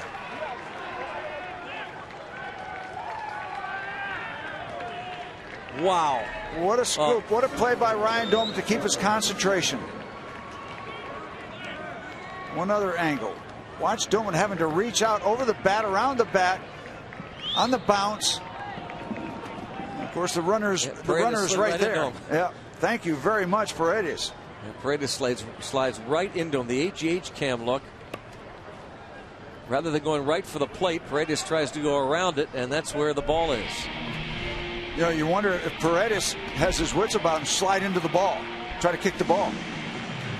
He's there in time. We've heard people say, Steve, that too many base runners try to slide around rather than go right for the plate. Yeah. Had he done that, he's safe. Right, because he's coming in. He can see Doman reaching one way. What about going the other way? You know, going to his right hand, his throwing hand. Pitching change. Left-handed hitting Jordan Schaefer coming to the plate.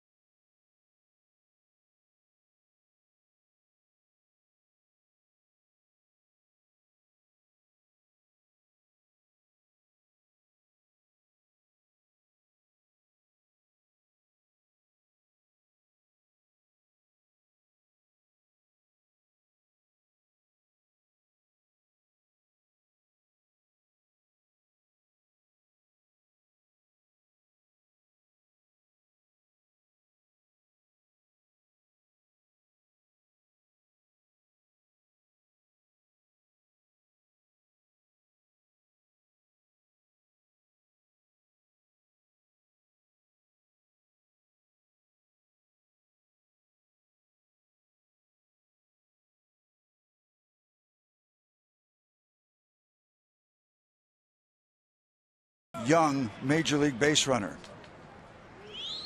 He is very late breaking. If that's a squeeze, that was a very late break. The minute the pitcher releases the ball, you're supposed to be on your way. And then he could have made a better decision on where he's going to slide. This is the third issue he's had so far in this series on the base paths. Thank you very much. Now Tony Watson goes after Schaefer. Chance for the Pirates to wiggle their way out of this. Ball one. Numbers for Tony.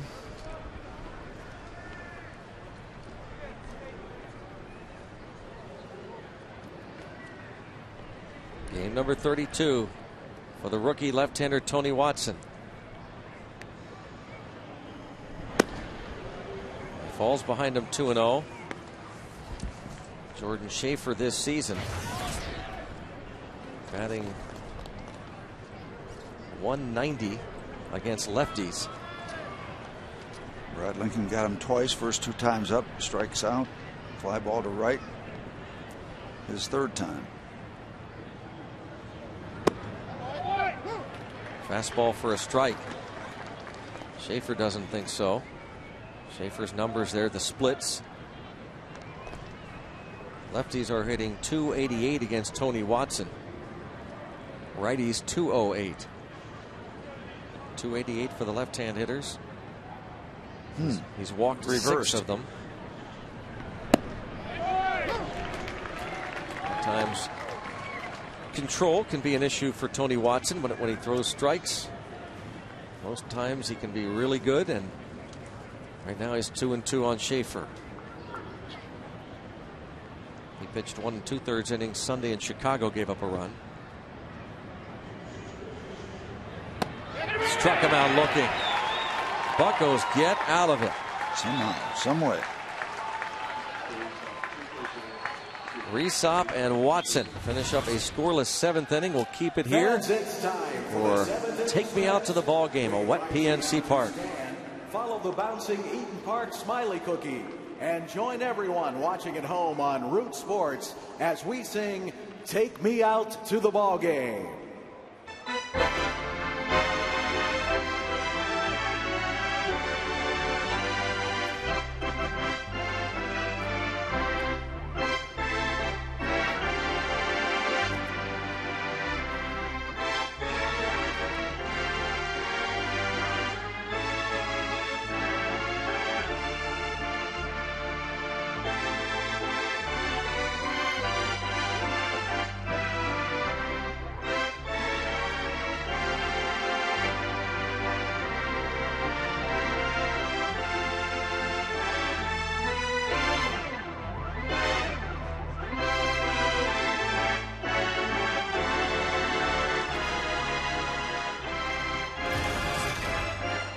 Buccos trail by a run, head to the bottom of the 7th inning. You're watching Root Sports.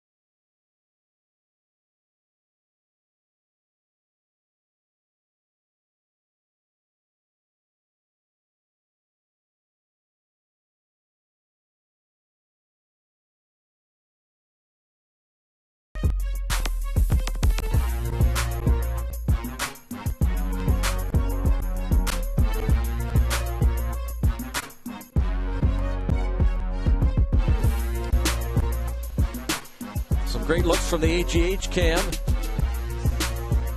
Pirates and Astros battle through the rain. Game 2 of this 3-game series. And the Astros scoring twice in the second. Ryan Domit's home run.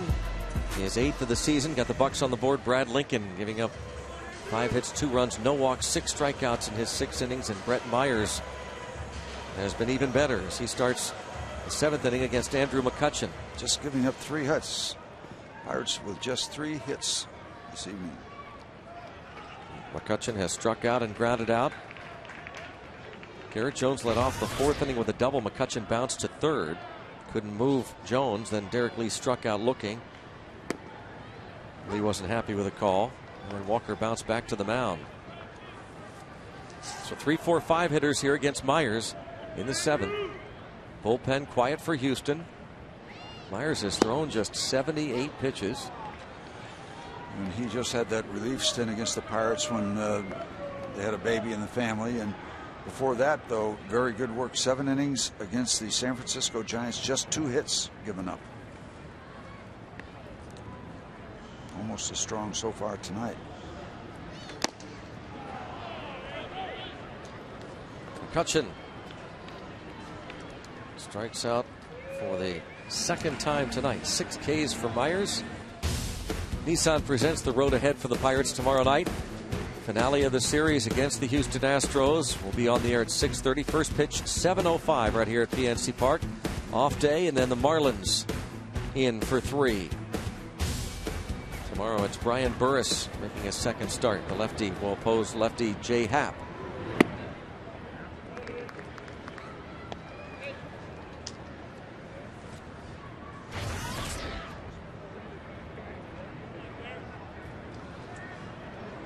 Derek Lee has grounded out and struck out. Lines this to center.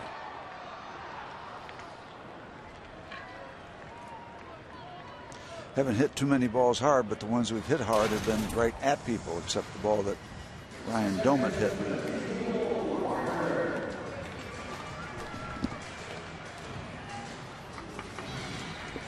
Neil Walker has lined the ball off Carlos Lee's glove for a hit and bounced back to the mound.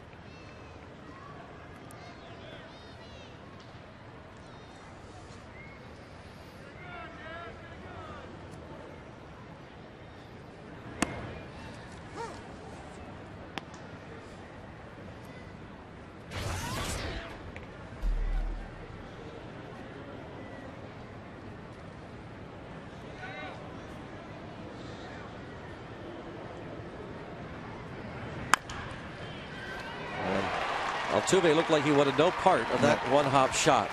It was the Matador play. 2nd hit for Neil Walker. Right in between hops. If you get the body in front of that one, you will get an out. You will pay the price. But you see, that was a drive-by.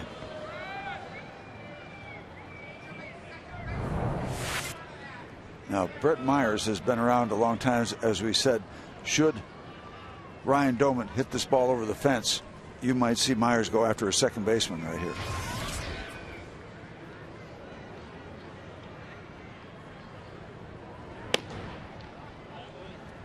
And you're working real hard in miserable conditions. You've given up just 3 hits. You've got your team leading by 1, protecting that lead, and your second baseman wants no part of that play. Pop up. They'll get away with it.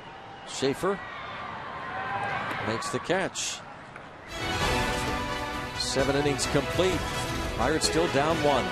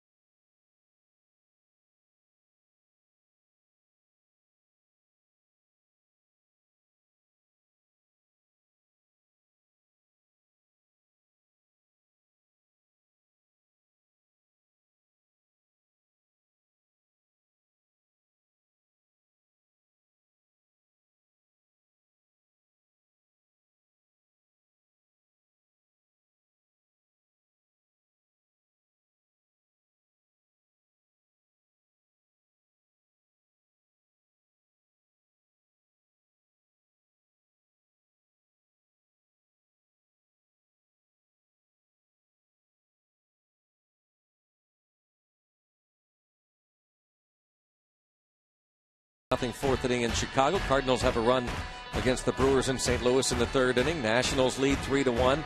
Steven Strasburg's out of there after 5 innings. Top of the first, Phillies and Braves just underway. They had some rain there. Marlins and Mets. Bottom of third, 0-0. Diamondbacks lead the Rockies at Coors Field 1-0 in the second. Tonight, Padres host the Giants. And in the American League, a delay in New York. Yankees and Orioles. Tigers out in front of the Indians 8-1, trying to put away that division. Red Sox pounding the Blue Jays in Toronto in the 5th inning. Rangers shutting out Tampa Bay in the 7th, with the White Sox leading the Minnesota Twins 2-0 in the bottom of the 4th inning. Tonight, the Angels will host the Seattle Mariners, and the Athletics entertain the Kansas City Royals. The Arizona Diamondbacks now lead the Giants by 7 games in the National League West. In the American League West, Texas leads the Angels by 2.5 games. Speaking of the A's, I saw a preview of Moneyball, movie coming out with Brad Pitt about Billy Bean. That's one I'll miss. Jose Altuve will face editorial Chris comment, LaRue. perhaps. Sure. So you just saw that preview, huh? Yep. Brad Pitt starring in that, right? What's your point? Yeah, that's, I'm just curious. 0-1. What, has the movie been out? No, it hasn't. What's your point? Previews have been out first. Last time I heard about that movie, I fell off my dinosaur. I'm kind of busy with a life. I don't go to movies a lot. Oh, no, not you. You're checking on the weather. 0-2, you're a busy man. How is the weather? Tell me about that preview. How's it go? You've seen it a bunch of times, obviously. How do you feel about Moneyball? How do you feel about Billy Bean and Brad Pitt? Oh, man. Altuve is 0 for 3.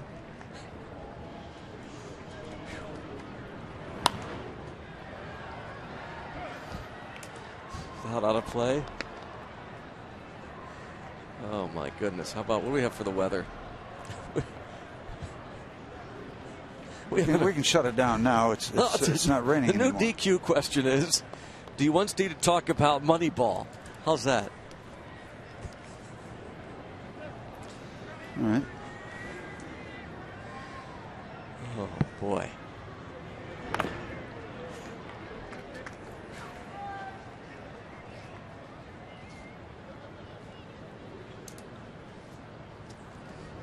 Still 0-2 on Altuve, who was 0 for 3 against Lincoln. Seriously, is it not amazing that we have played? Wait a minute. That's amazing right there. That's what's amazing. Wolfpack, what's he doing? Is that leftover from the furry convention? And a Philly jacket. Well, that explains everything.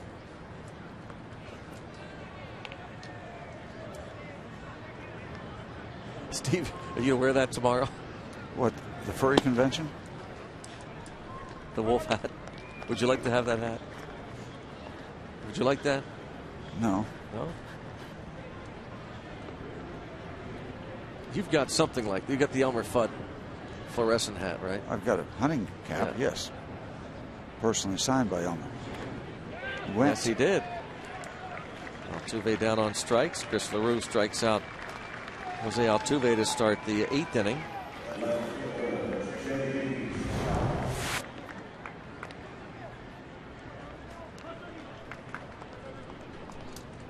The commitment is made. Chris LaRue, a good bit of work over the weekend against the Cubs.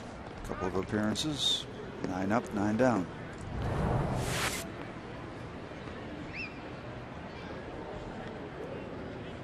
Now faces the lefty J.B. Shuck.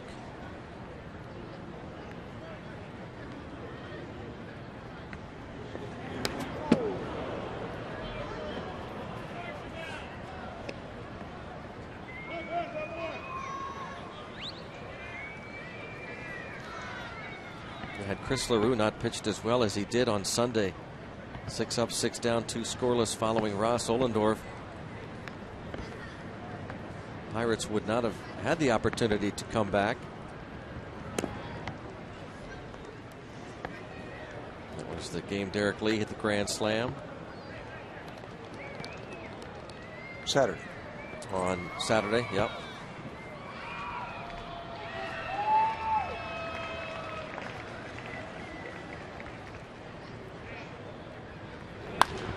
Grounded right side, and the pick, spin. As Neil Walker retires J.B. Shuck.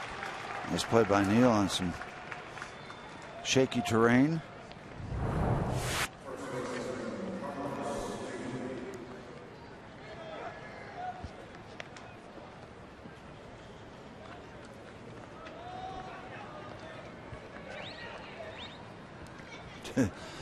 This field has held up remarkably well, considering all it's had to tolerate the last couple days. Neil Walker with the play on the ground ball hit sharply by J.B. Shuck. A strikeout, a ground out. And now it's Carlos Lee. Pirates will have Pedro Alvarez, Chase Darno in the pitcher spot due up in the bottom of the 8th inning. It's still a quiet Astros bullpen, as the Bucks have collected just 4 hits. One of those hits, a Domet homer.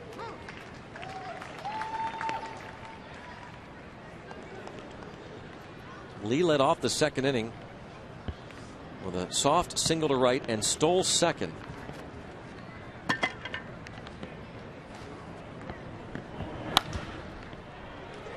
He would eventually score, and the Astros picked up their 2nd run later in that frame. That's been it. The Bucks go back to work here in the bottom of the 8th inning, down 2-1.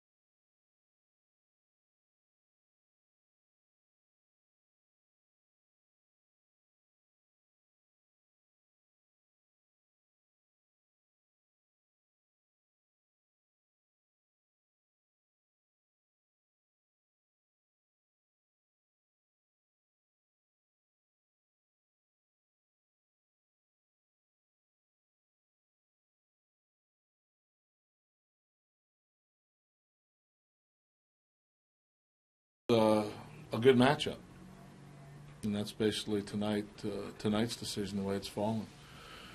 Harrison's played a number of games in a row, so it's not going to hurt him to take it back away for a day. He'll be back in there tomorrow, and he's going to continue to play as he continues to produce, and just find some starts for Pedro when he has some success, and maybe he can get some traction going that way.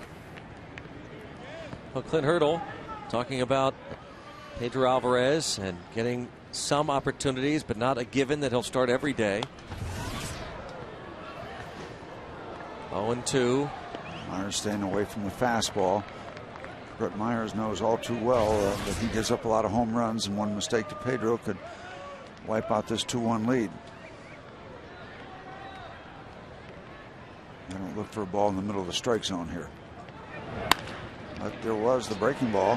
A nice play there by Altuve. That was Altuve. A great play, regardless who's running to first base. Up well and back of second base on the grass, probably on the left field side of second base by the time he releases this ball. There he gets it on the backhand. Look at the strike to Carlos Lee. That you talk about a play that's appreciated by your pitcher. Brett Myers doesn't like that play. Fabulous. So Altuve, who olayed the Walker shot, now Darno, a fly ball to left. How quick is this in the bottom of the 8th inning? You know, for Brett Myers, who's had a miserable year, 3-13, and he's been around a long time, a lot of pride involved, he is going to do everything he can to convince his manager, if he gets this other out, to go out for the 9th inning, because you look for positives, and this would be a strong outing, a strong statement for him that he hasn't quit on his season even though he's 3-13. There's his manager, Brad Mills. He has a lefty, Wesley Wright, loosening in the bullpen, and you have 2 left-hand hitters to follow if Harrison, Josh Harrison, the pinch hitter, if he were to reach. Presley on deck, and then Garrett Jones. What is he throwing? About 5 pitches so far this inning? Maybe less. Tapper. Oh, ball gets past Carlos Lee, and Josh Harrison will wind up at second base. Wow. 1-run ball game. It'll be an error on Brett Myers.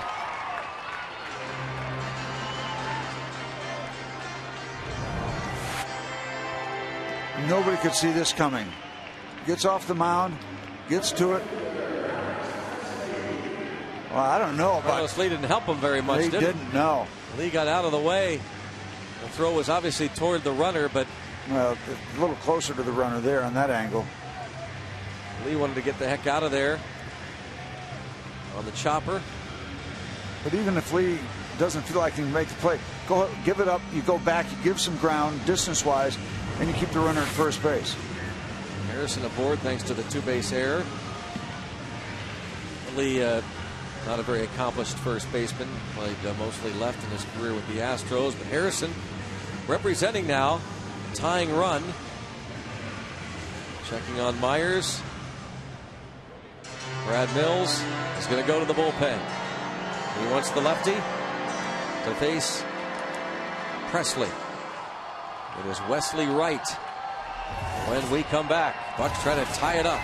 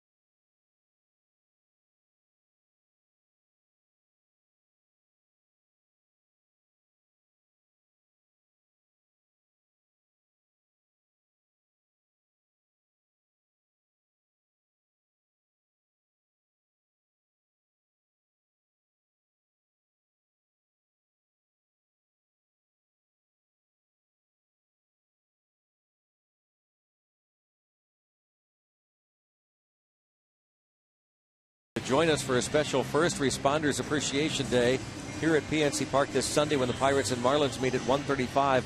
All local and current first responders are eligible for 2 complimentary tickets. 5,000 complimentary tickets will be donated for this event. Tickets subject to availability and will be distributed while supplies last. For more information, please visit pirates.com/firstresponders. Well, the Pirates get a huge break. Wesley Wright will come in. He worked the 7th inning yesterday afternoon. 1-2-3, 3 up, 3 down with a couple of strikeouts. Pirates get that break with the ball thrown away by Brett Myers. He departs, and the Pirates need a base hit to tie this thing up.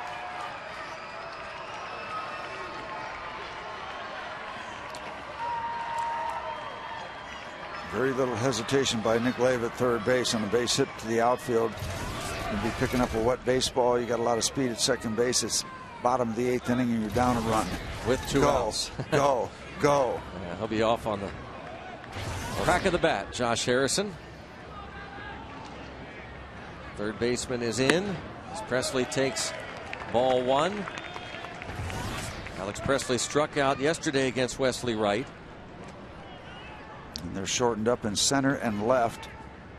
Bogusevic in right field, normal position. The other guys are short. Give themselves a chance to make a throw and a base hit the other way or straight away to center. And I guess the other thing too, Steve, to keep in mind, I guess in those situations, if you're an outfielder, it's good to think along these lines. You probably don't want to put Presley into scoring position, who would be the go-ahead run if you throw toward the plate. So that would come into play. Exactly. Yep. So this sure seems to benefit the Pirates, this situation, if he were to get a hit into the outfield. And now it's 3-0.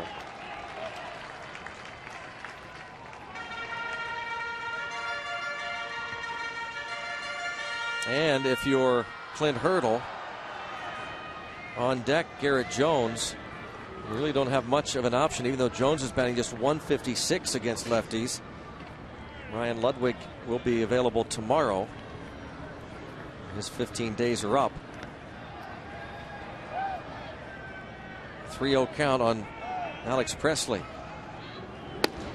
And that's a 4-pitch walk. And who knows if you're playing with fire, putting the go-ahead run on. You do have a bad track. You know, who knows what could happen? A ball that takes a funny bounce or has some English or scoots on a wet area, gets down in a corner. Somebody could fall.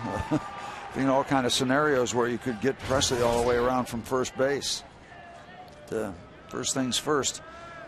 Thinking about Harrison. And again, Garrett Jones just 10 hits and 64 at bats this season against lefties. 2 of those 10 hits home runs. Wesley Wright appearing in just his 13th game this season in the big leagues. And that not close, and so Humberto Quintero will call timeout as Wesley Wright is having trouble throwing strikes. Doug Brocail will come out and he'll discuss this whole situation.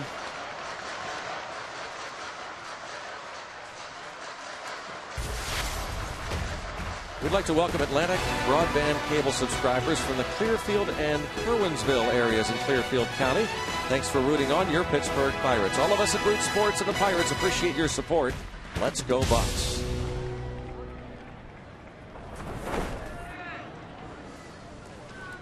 Oh, Wesley Wright, Doug Brocail, the visit. Pirates with runners at first and second.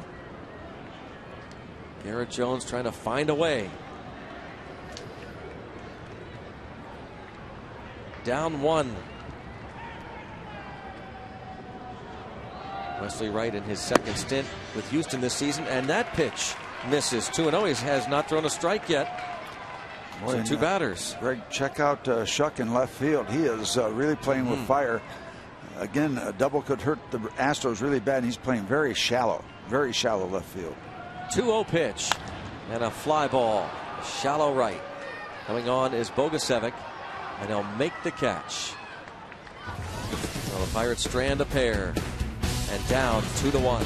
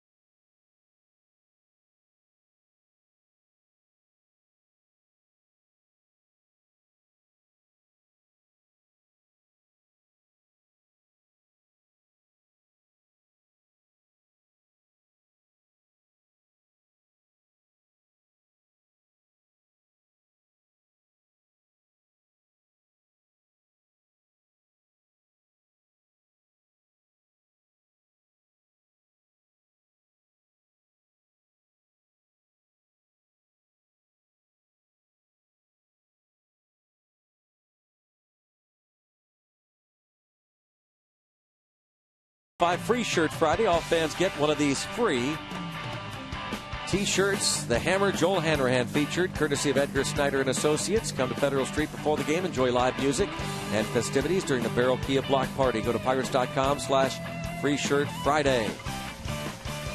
This coming Friday, 7:05 against the Fish. Jose Veras takes over now for the Pirates. Trying to keep it where it is.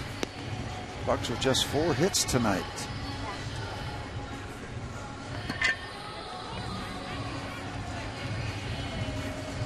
Veras has been the workhorse of this bullpen.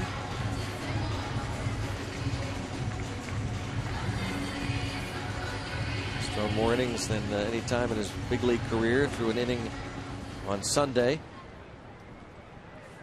Gave up a run to the Cubs. Bucks will have McCutchen, Lee, and Walker due up in the bottom of the 9th.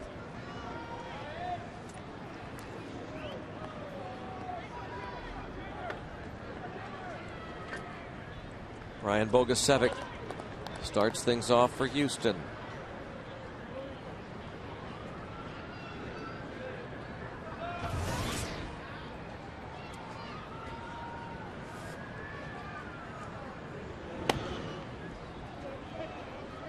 Mark Melancon starts loosing in the bullpen for the Astros. Their closer, Bogusevic, 1 for 3 against starter Brad Lincoln. Resop 2/3 of an inning. Tony Watson struck out the one man he faced in the 7th, and LaRue 1-2-3-8.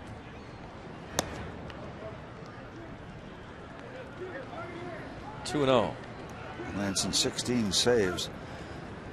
Give you an indicator how much of a struggle it's been for the Astros. They've got a total of 21 saves. Playing on September 6th. It's been that difficult. 47 and 94 on the season.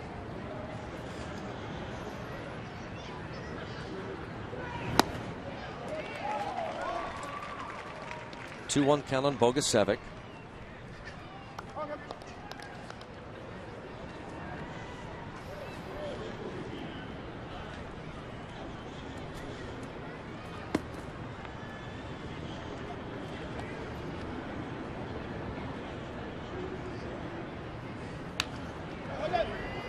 Last year, the Astros went 76 and 86.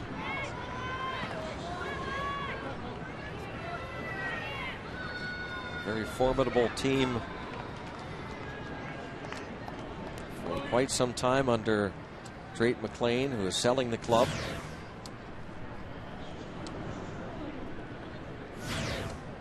Astros placed first or second 12 times from 1994 through 2006.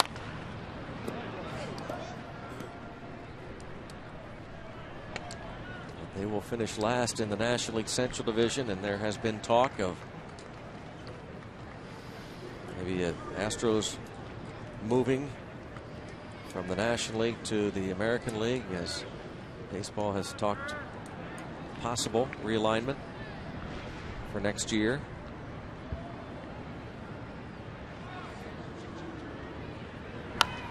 Still 2-2 on Bogusevic.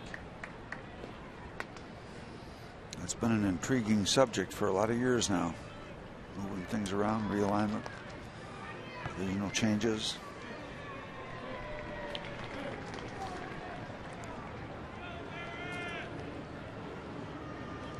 Trying to create maybe 2 15-team leagues next year. Right now, National League has 16 clubs, the American League 14. Remember way back, Atlanta was in the West Division. Oh, yeah. And of course, the Pirates and Astros play in the only 6-team division in baseball. 6 clubs: the Brewers, Cardinals, Reds, Pirates, Cubs, and Astros. And in the American League West, there are only 4 clubs: Rangers, Angels, A's, and Mariners. Geographically, you certainly could justify that. Astros moved over in the American League West.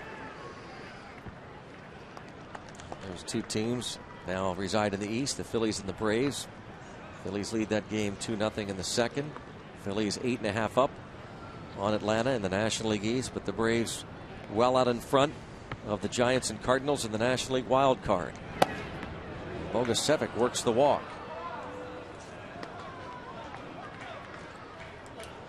Jose Veras walks the leadoff man in the 9th.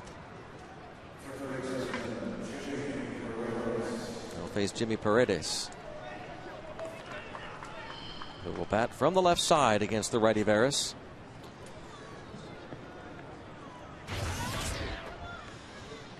By the way, Chase Utley homered in that game for the Phillies, his 10th.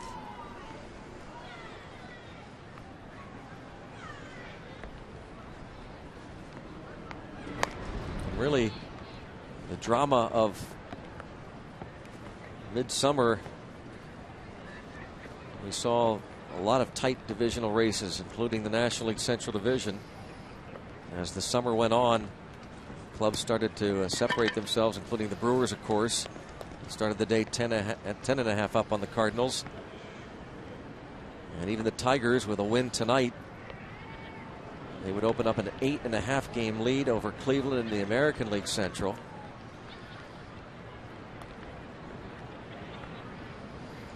There's just so many games. So many games, you can't fool anybody. Yeah, look at that one. That score there. 10-1 now, Detroit. Going to be a tough play, left center field, long run. McCutchen got a glove on it, couldn't hold on. And it will be second and third with nobody out. A double for Paredes. Boy, you just expect to see Andrew make each and every one of those plays, and that's a left-hander hitting a ball that's slicing away from him. He did get to it, but the leather couldn't hold it. Slow it down and just kind of reached out a little bit too far and went off the heel of the glove. He just closes on this ball so beautifully with his speed. And Pirates kind of fortunate that ball bounces over to Presley to, for the time being, save the run. So now the infield is in as that ball kind of hit off his wrist, shaking that a little bit.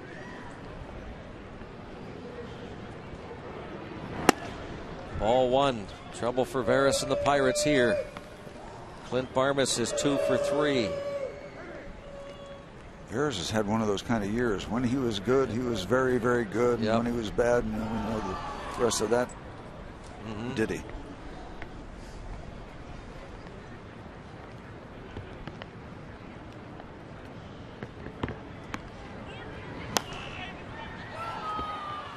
Ball and a strike on Barmes.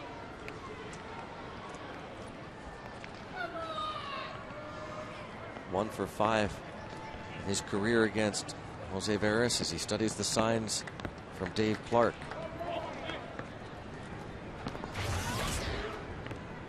And we got the rain again. How's that voting coming?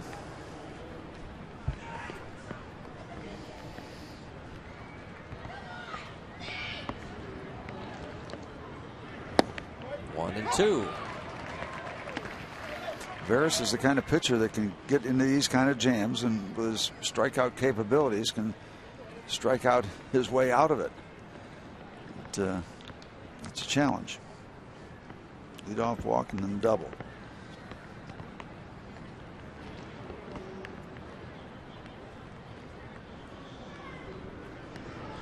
Yes, he did. Well, there's one down.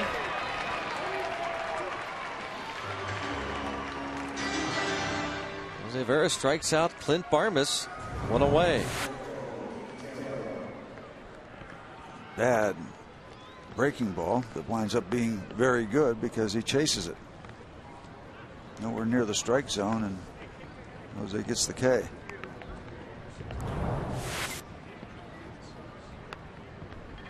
Now facing the catcher, Humberto Quintero. He doubled in the second, driving in the second run. That's been the difference in the game.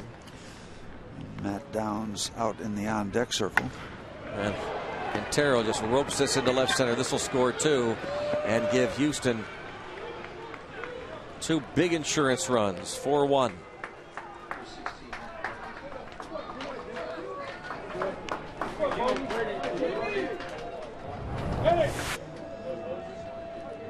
That one, a breaking ball right in the zone. And that's hittable for every major league hitter.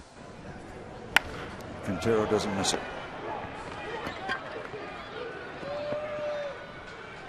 Quintero has driven in 3 on the night. Clint Hurdle will go to the bullpen with Matt Downs being announced.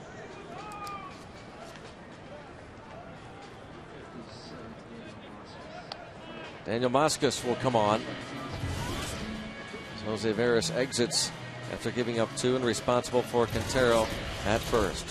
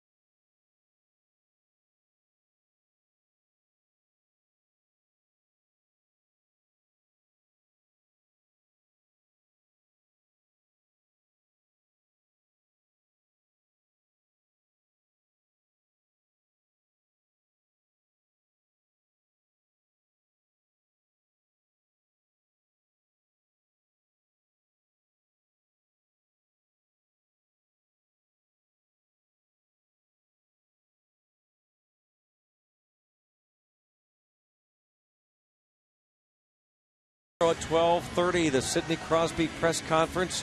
You can catch it all on Root Sports tomorrow. It's live right here. The Sidney Crosby press conference tomorrow at 12:30. Everybody in town talking about it. And you'll be able to watch it live right here on Root Sports. Sidney Crosby. Press conference tomorrow at 12:30 right here. And we certainly hope it's a positive one. Yeah, fingers crossed. But regardless, speculation will end tomorrow at 12:30. And again, you can watch it right here on Root Sports. Daniel Moscas is back.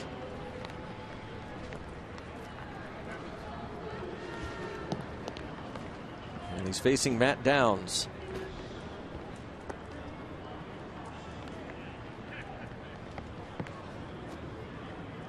Matt Downs had a great month of August. He's been a tough pinch hitter.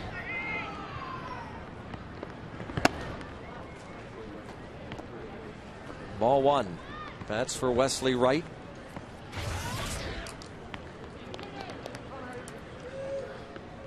Moscas was 1-1 with a 3.43 ERA at AAA. He was with the Pirates earlier this season.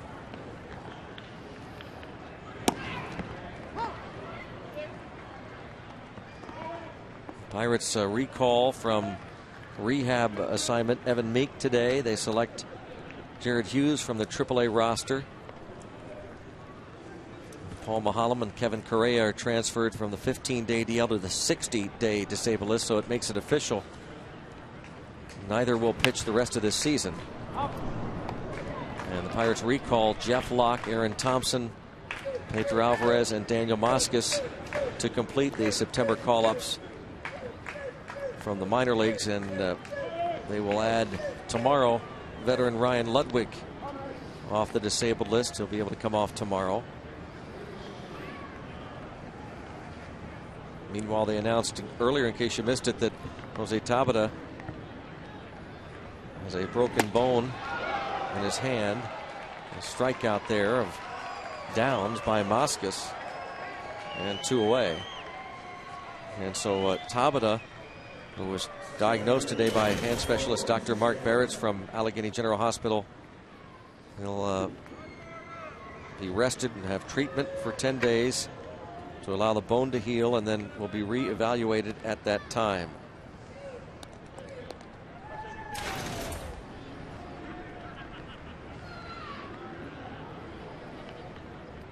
Well, the fourth metacarpal,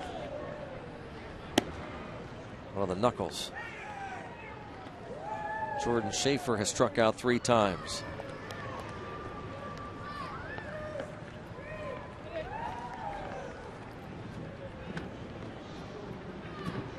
The Astros with 9 hits. Had 3 of them in the second inning off the starter Lincoln. 2 more in the fourth inning. A couple off Chris Reesop, but did not score in the 7th. And 2 more here in the 9th. The runs charged to Jose Veras. Down 3. Still a save situation right now anyway for Melanson.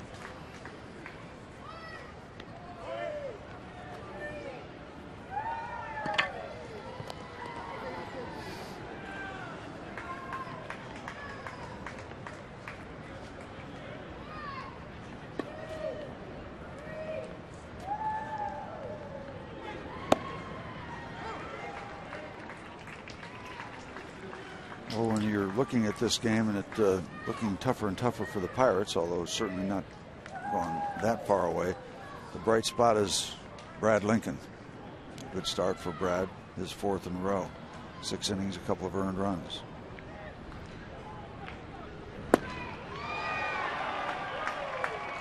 Three and 2. Other than that, the home run by Domit, just 4 hits for the Pirates. Domit's home run and 3 others.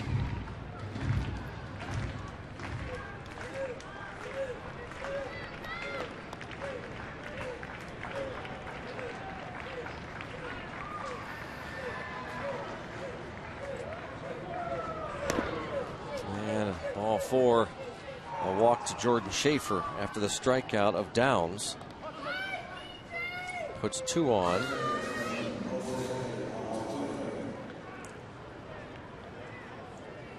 And Jose Altuve, who's 0 for 4 in this one. Altuve was 1 for 3 with an RBI yesterday.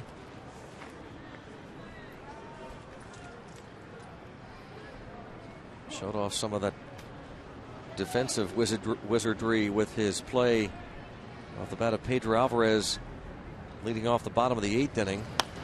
All popped up, and that'll head out of play.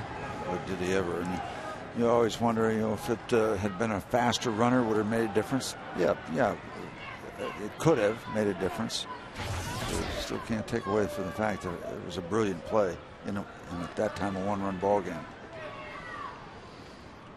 Called up July the 19th. They traded Jeff Keppinger to the Giants. They picked up yesterday's starter Henry Sosa in that deal, and they called up Altuve shortly after. And at the time of his call-up, he was leading all of minor league baseball with a combined .389 average at Single-A Lancaster, where he started the season, and Double-A Corpus Christi. Hit .408 in Single-A ball, Class A, and .361 in 35 games at Double-A Corpus Christi.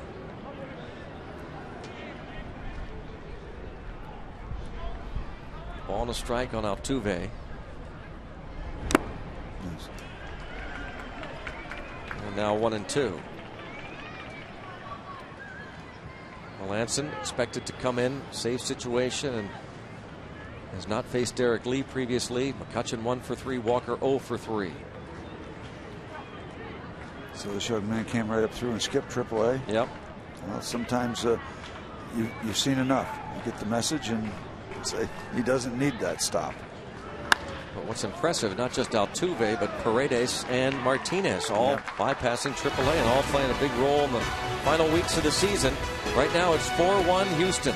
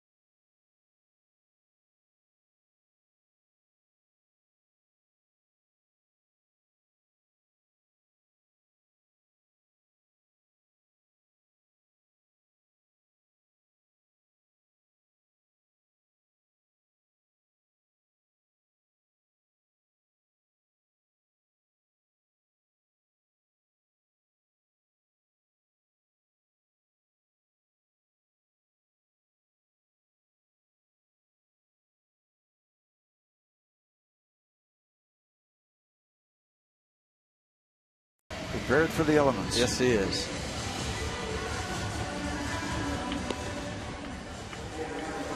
He is too, Steve. Yep.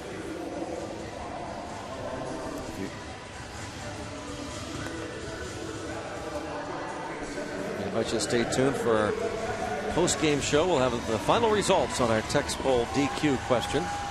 Steve Blass, whether he should continue talking about the weather. He backed way off, by the way, as you noticed. You asked for him to talk about the weather, and then he just shuts it down. So I don't know. I don't know what to think of this guy. Mark Melanson. And one thing we do know, Steve Blass is his own man. And so is Mark Melanson. 62 games this season, ERA 3.23. Trying to close it down for Brett Myers. It would snap Myers' 7-game losing streak.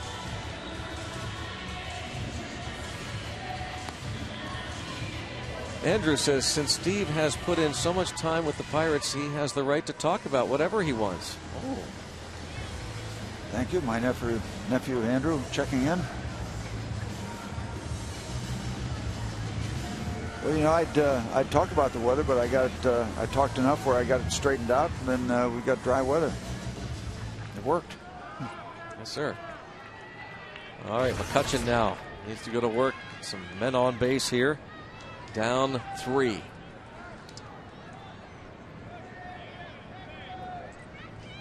McCutchen has struck out twice in 3 at-bats.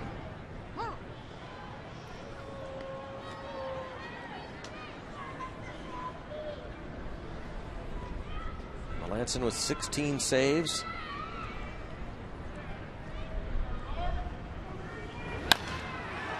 Toward right. 1 out. Brings up Derek Lee.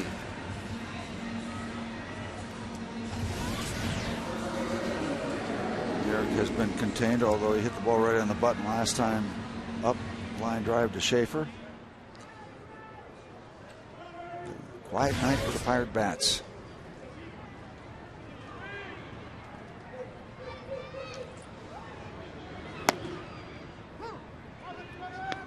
Melanson has pitched in 7 games against the Bucks, a 1.35 ERA versus Pittsburgh. 4 saves. And Derek Lee, the base hit to left. He just looks like he's on the ball, even though that's the first hit tonight, just 1 for 4. But he lined to center his last time up. Yep. He is then up in that Pirate uniform. He is on a lot of pitches. He's on that one.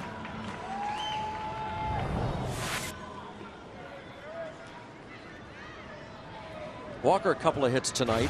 Domet would be next.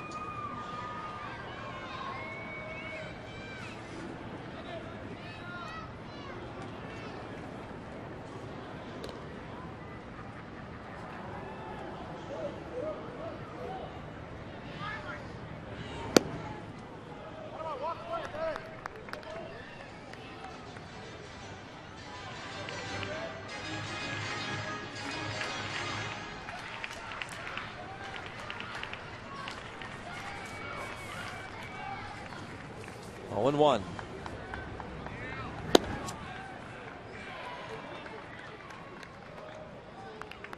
Pirates actually tagged Melanson with a loss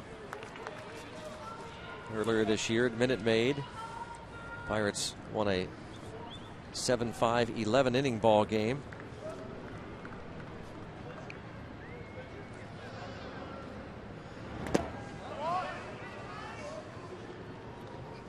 And 2-1. If they don't make it tonight, they'll try to win the series tomorrow. A couple of left-handers, Brian Burris and Jay Happ. Jay Happ 5-15 with a 5.71 ERA. Brian Burris, brief work, 1-0, 1.69 ERA. 2-1 count on Neil Walker. Trying to get it to Domet. Give him a shot. 2-2.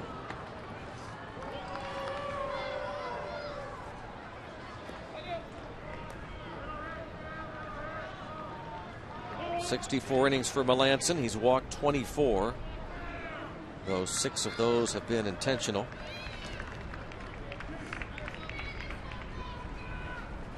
Two and two. Stays 2-2. There you go, Gilman. Melanson has given up 5 home runs, so easy to do the math. You get Neal on base.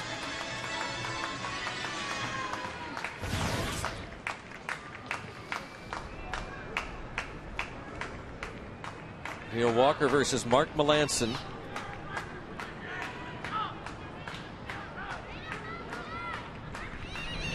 Three and two. So far, it's been a pretty good trade, by the way, for the Astros last summer. They weren't going to keep the veteran Lance Berkman, so they dealt him to the Yankees July 31st for Melanson and Jimmy Paredes.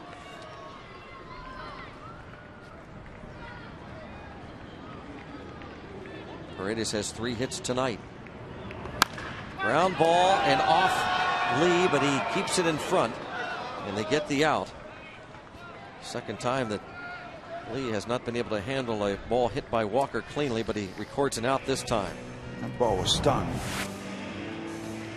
You see Lee positioned in the no elbows kind of defense, fairly close to the line. All he's got to do is keep it in front. Play is made.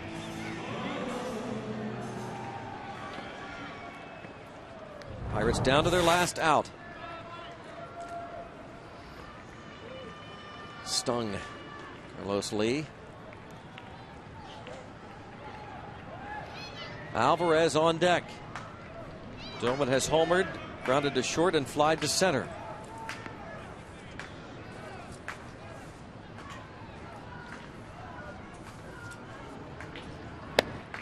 And strike one. Astros picking up 2 in the second, and then Doman's home run made it 2-1. Stayed that way all the way until the top of this 9th, when Houston scored 2 insurance runs off Jose Veras.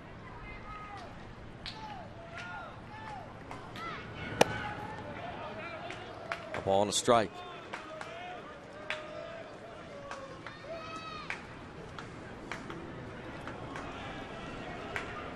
Switch hitting catcher Ryan Doman.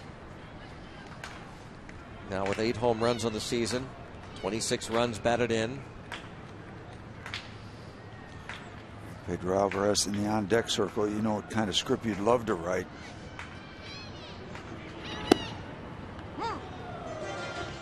Now 1-2 on Doman. Keep Ryan on base and let Pedro have a feel-good opportunity. But first things first. Doman 6 hits his last 11 at bats with men in scoring position, and batting .364 this season in these situations. 16 hits and 44 at bats with men in scoring position. Time is called.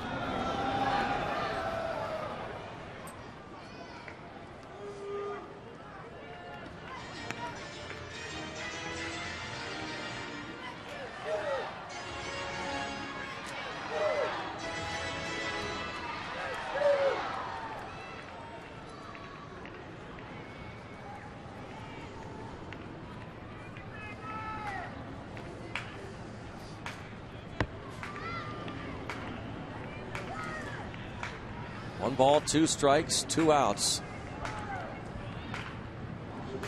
Melanson trying to close it out for Myers, and Doman hangs in there. In case you missed this, Doman dinger in the second off Brett Myers. His 8th of the season, made it 2-1.